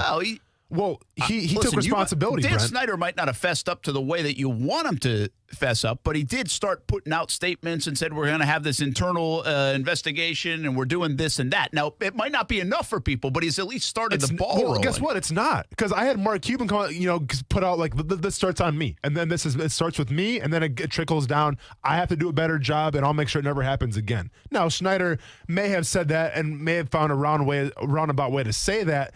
But to me, he didn't take any responsibility. At least with Mark Cuban, he took responsibility on it. And keep in mind, though, and being fair, if I remember the story the way it came out for Cuban and Dallas, he took responsibility once he was outed. Much was like the same way as the Washington Post brought it up with Daniel Snyder. So it's not like he said, hey, call the press conference, and it was like, hey, all of a sudden, these things, we didn't realize they were mounting, blah, blah, blah. No, he got called out about it. Sure. That's how the same things happened with Snyder. Listen, I'm not defending Snyder. I mean, my point being is Cuban is well more liked, well more forward-thinking in general, more good, if you will, for the NBA over the years than Snyder has been for the NFL, for Washington, and everything else. They're on totally different sides in that respect. And I'm not saying everybody likes Cuban, but I mean, even Shark Tank, by the way, for Cuban, has given his image some good things at times, right? Yeah. Snyder doesn't have any of that. There's nothing good Snyder has. All he has is hearsay. And so I would assume public perception when I say that is like, oh, yeah, well, Cuban, at least he did this. Snyder's just a jerk. The point being, their situations weren't totally different. So you got to take away a little bit of your perception of the man, of the owner, when you answer that question. I guess I'm a little surprised right now. I saw immediate reaction. Like last week, that was a big story. What was the story going to be? Oh, my gosh, what is it? Bombshell. And it was. It was heavy allegations. Don't dismiss that at all. I guess I'm a little surprised, and I don't know if some of this is kind of COVID-19 and starting the NFL season. There's a lot of storylines going on, and maybe you feel this in Washington more than you feel it in Jacksonville. But I thought there'd be a little bit more pressure continued through the weekend and into this week to oust Snyder. And to me, it kind of feels like the story's disappeared, at least for the time being. So I think it has for a little bit because, to be fair, when the Washington Post released that article, And don't let's not get it twisted here. That article, there are some messed up things in that, right? I think you had 15 cheerleaders come forward and claim sexual, misconduct or whatever the exact wordage was. Sexual harassment. Yeah. Sexual harassment. Thank you. That's bad in itself. That should never happen in a workplace environment. So don't get me wrong there. But I think a lot of people even expected more to come out of that article, right? I think people had their expectations so much where it's like, well, everyone's going down. It's going to be the story of the year. And then when it was released, and as messed up as it sounds, people were like, oh, well, it's only sexual harassment, which is obviously a big deal in itself. But I think a lot of people kind of were downplayed by that article. I thought they expected a lot more to come out of it. Yeah, that's fair. I think so. But it was still a bombshell, and obviously Snyder has a lot of cleaning up to do. And I'm losing my... I was going to say, you crying? What's up, dude? You all right? I had a sip of water and it went down the wrong I just love tube. the professionalism, trying to keep it together, man. I could have took over for the next 5 minutes, but Brent Martineau, the constant professional, comes back on. We tried it again. Coughing and all. Here's take 3 of water going down the wrong pipe. It happens to everybody. But so anyway, I just thought, quick little thought on Snyder. I thought he'd have a little bit more pressure. And again, to be fair, we're not in. Sometimes when you're in that city, it might be more prevalent than it is right now for us. We're going to go way off the radar. Sure. You brought up a topic yesterday to me. WWE. Yeah. Tell us a story. A wrestler loses his eye, like fake loses his eye. Yeah. Was it a little too much for you? So check this out. All right. So this past Sunday, it was a pay-per-view, WWE Network, and I'm not even making this up. The title of the pay-per-view, Brent, it was called The Horror Show at Extreme Rules. That was the name of the pay-per-view, The Horror Show at Extreme Rules. Imagine my poor wife when she asked me Sunday afternoon, hey, babe, you want to go have a little date night tonight? Sorry, babe, can't do it. Have to watch The Horror Show at Extreme Rules for wrestling. I imagine she's wondering, who did I marry? What am I doing with my life? And I apologize to her. I'll make it up to you. But regardless of that, though, they didn't really skimp out on the name of The Horror Show at Extreme Rules. We got Rey Mysterio Jr. taking on Seth Rollins. 2 pretty solid names in professional wrestling. Keep in mind, wrestling, it's family entertainment, Brent. You can bring your kids around it. Obviously, I watch with my son who's 5 years old. We have a blast, and it's just, to me, it's fun being a kid again, reliving my childhood vicariously through my son. Well, one of the matchups, one of the stipulations, it was an eye for an eye match. Now, it's in the title. I get that, but it makes you wonder, well, how far are we really going to go here? An eye for an eye match. Well, needless to say, Seth Rollins proceeded to take Rey Mysterio's head, gouge it in like the steel steps, to the point where there was a prop eyeball that Rey Mysterio must have took out of somewhere, Lord knows where, and then proceeded to have the eyeball in his hand, all while, grimacing in pain and everything. And to top it all off, if that wasn't enough, then somehow they made Seth Rollins vomit because he was so grossed out of seeing Rey Mysterio's eyeball. So they went Walking Dead on it? They went Walking Dead on it. Meanwhile, I have a 5-year-old here who has to get to bed tonight. I need him to get his 9 hours of sleep in. He's not sleeping. I'm like, dude, I don't know what to tell you. I mean, I remember being a kid thinking stuff was real. He thinks it's real right now. He thinks Rey Mysterio lost his eye. He thinks that Rey Mysterio is holding an eyeball in his hand, and he's also grossed out by the fact that Seth Rollins puked all over the place. So my question to everybody is, did they take it too far? Well, I have 2 questions here. Scott, maybe you should be the moderator. Fire away. Did WWE take it too far, or should we be questioning Austin's parenting? Oh, wow. Don't put this back on watching WWE at 5. At age 5, I don't think the characters can be taken seriously enough to have any long-term effects on it. That being said, I don't put it on Austin. I put it on the people who programmed it. Yeah, to simulate actually losing an eye is a little out of bounds on that. Thank you, Scott. Now, I grew up with ECW and the premise of guys like New Jack, where losing an eye was a distinct possibility in the actual match. That's a Tuesday in ECW. That's a Tuesday there. Yeah. So to call out the legacy of Extreme Rules, okay, fine. I see where you're going to go with this. Yeah. This means it's going to be a little edgy. You need to be a little nervous about it. Yep. But there's a lot of other ways they could have gone about that. And to a full-blown Walking Dead stunt, that's on them. That's not on anybody else. Thank you very much. Because it just had to set the record straight. Well, I'm just saying, blood's one thing, but like when you bring an eyeball into the mix, like, come on, man, it's a little too extreme for my 5-year-old son. Now, don't ever bring my parenting skills into what we watch at home. Okay, it's professional wrestling. It's supposed to be family friendly. How dare you try to call social services on me for letting my son watch wrestling? Now we got a real issue. Is it supposed to be family friendly? Yes. To be fair, it is qualifiably it is qualifiably a combat sport, which goes right back to Austin's workplace. So then you got to be kind of presuming, can your son watch what your dad's doing? Going out and trading hands with people like that. Same but different. First of all, take off the saddle on the high horse for a second, because not every 5-year-old was recording, Red Sox games in the room. Some 5-year-olds get into a little bit of violence, a little bit of action, a little bit of, skill sets with professional wrestling. Yeah, to each their own. My point is, listen, I think it is family friendly, much to the chagrin of my co-host here, but you can take it too far. And I think having a prop eyeball and then the other guy puking all over the place, that takes a little too far. Now, WWE.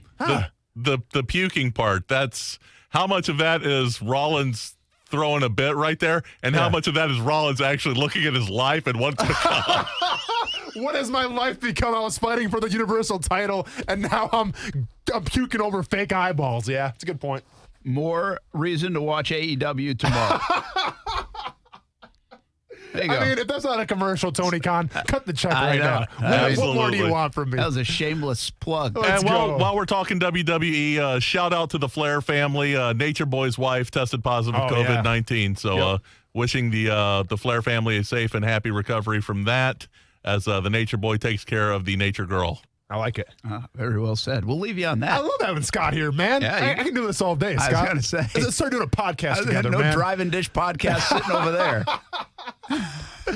I like it, man. Let's get a podcast going, Scott. Very good. I'm about it. All right, that'll do it for Tuesday. We'll have a couple guests on tomorrow, and we'll see where the NFL takes us, college football takes us, and the latest on high school football. We could get some more developments from a local standpoint on that as well.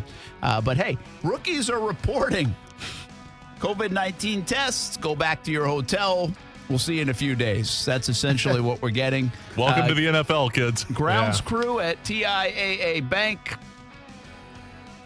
Can we go cover the swab tests, man? Can we go cover these COVID tests, Brett? Let's do it. Week off. Let's go. Live COVID test results. Me and you. We need more video. Once we see the video of it, then we can break it down. Okay. On the wall that says it all, COVID-19 testing. Let's get it. Swab alert. We'll see you on TV tonight, CBS 47 and Fox 30. Thanks for hanging with us here. Action Sports Jax on ESPN 690. Back at it tomorrow at 3. Get ready for Diamonds Direct's largest, longest, and most lavish sale ever. Starting Thursday, 11 straight days. Save an extra 20% store-wide with an expanded selection flown in from top designers. All new rings, earrings, bands, bracelets, pendants, and more. An extra 20% off Diamonds Direct's already unbeatable prices. All fashion jewelry on sale. An unprecedented store-wide event. 11 days of spectacular savings. Virtual and online shopping as well. Starting Thursday, exclusively at Diamonds Direct. Off Town Center Parkway. Security experts recommend that if you have a do-it-yourself alarm, don't use their alarm signs or stickers. Why? Because it tells crooks exactly which system you have, and some signals can be jammed with a common garage door opener. Yes, the equipment is built that cheap. It's not been tested by UL Laboratories, and the DIY company selling it has no license. They use a third party. It just doesn't measure up. That's why thousands of business owners and families trust SafeTouch Security. All SafeTouch systems are custom designed for each installation and installed by state-certified technicians and are covered by a lifetime warranty. The SafeTouch two-way communicator provides the fastest possible response time with an 8-second average. All monitoring is done from the SafeTouch 24-hour monitoring center, giving you peace of mind for you and your family. SafeTouch Security has been protecting you and your family like no one else for 35 years. Go to safetouch.com today for a free home consultation. State license number EF0000233. As you get back to business, small things can make a big difference. like marking safe distances with floor tape and posting reminders to wash hands. As always, Grainger is here to help, offering supplies and solutions for every industry. Free access to product specialists, 24/7 support, safety recovery guides, and more. It's part of our commitment to help you adapt and recover in these challenging times. Call, click Grainger.com, or just stop by. Grainger, for the ones who get it done. This is Pastor Abraham Lincoln Washington, and it's time for the truth. What are you? Are you a thermometer or are you a thermostat? Are you always registering how cold it is in your marriage? How cold it is with your friends? Or are you the person that brings the heat? It's time to stop allowing your environment to be controlled by others. This has been Pastor Abraham Lincoln Washington, and the truth will make you free. There's a new modern patient-centered orthopedic practice in Jacksonville. We believe that the patient pays money for a doctor and should be seen by a doctor. Ortho Edge. They're getting the most technologically available medicine there is. Ortho Edge. You're going to get a much better experience with your physician. We all see our patients. Get the answers right away and more focused care on patients. Find out more about us at orthoedge.com. Ortho Edge. We're in the DePaul building attached to St. Vincent's Medical Center, Riverside. Throughout the pandemic, Barnabas Center has been on the front lines in Nassau County providing critical assistance to those in need of food, financial assistance, and health care.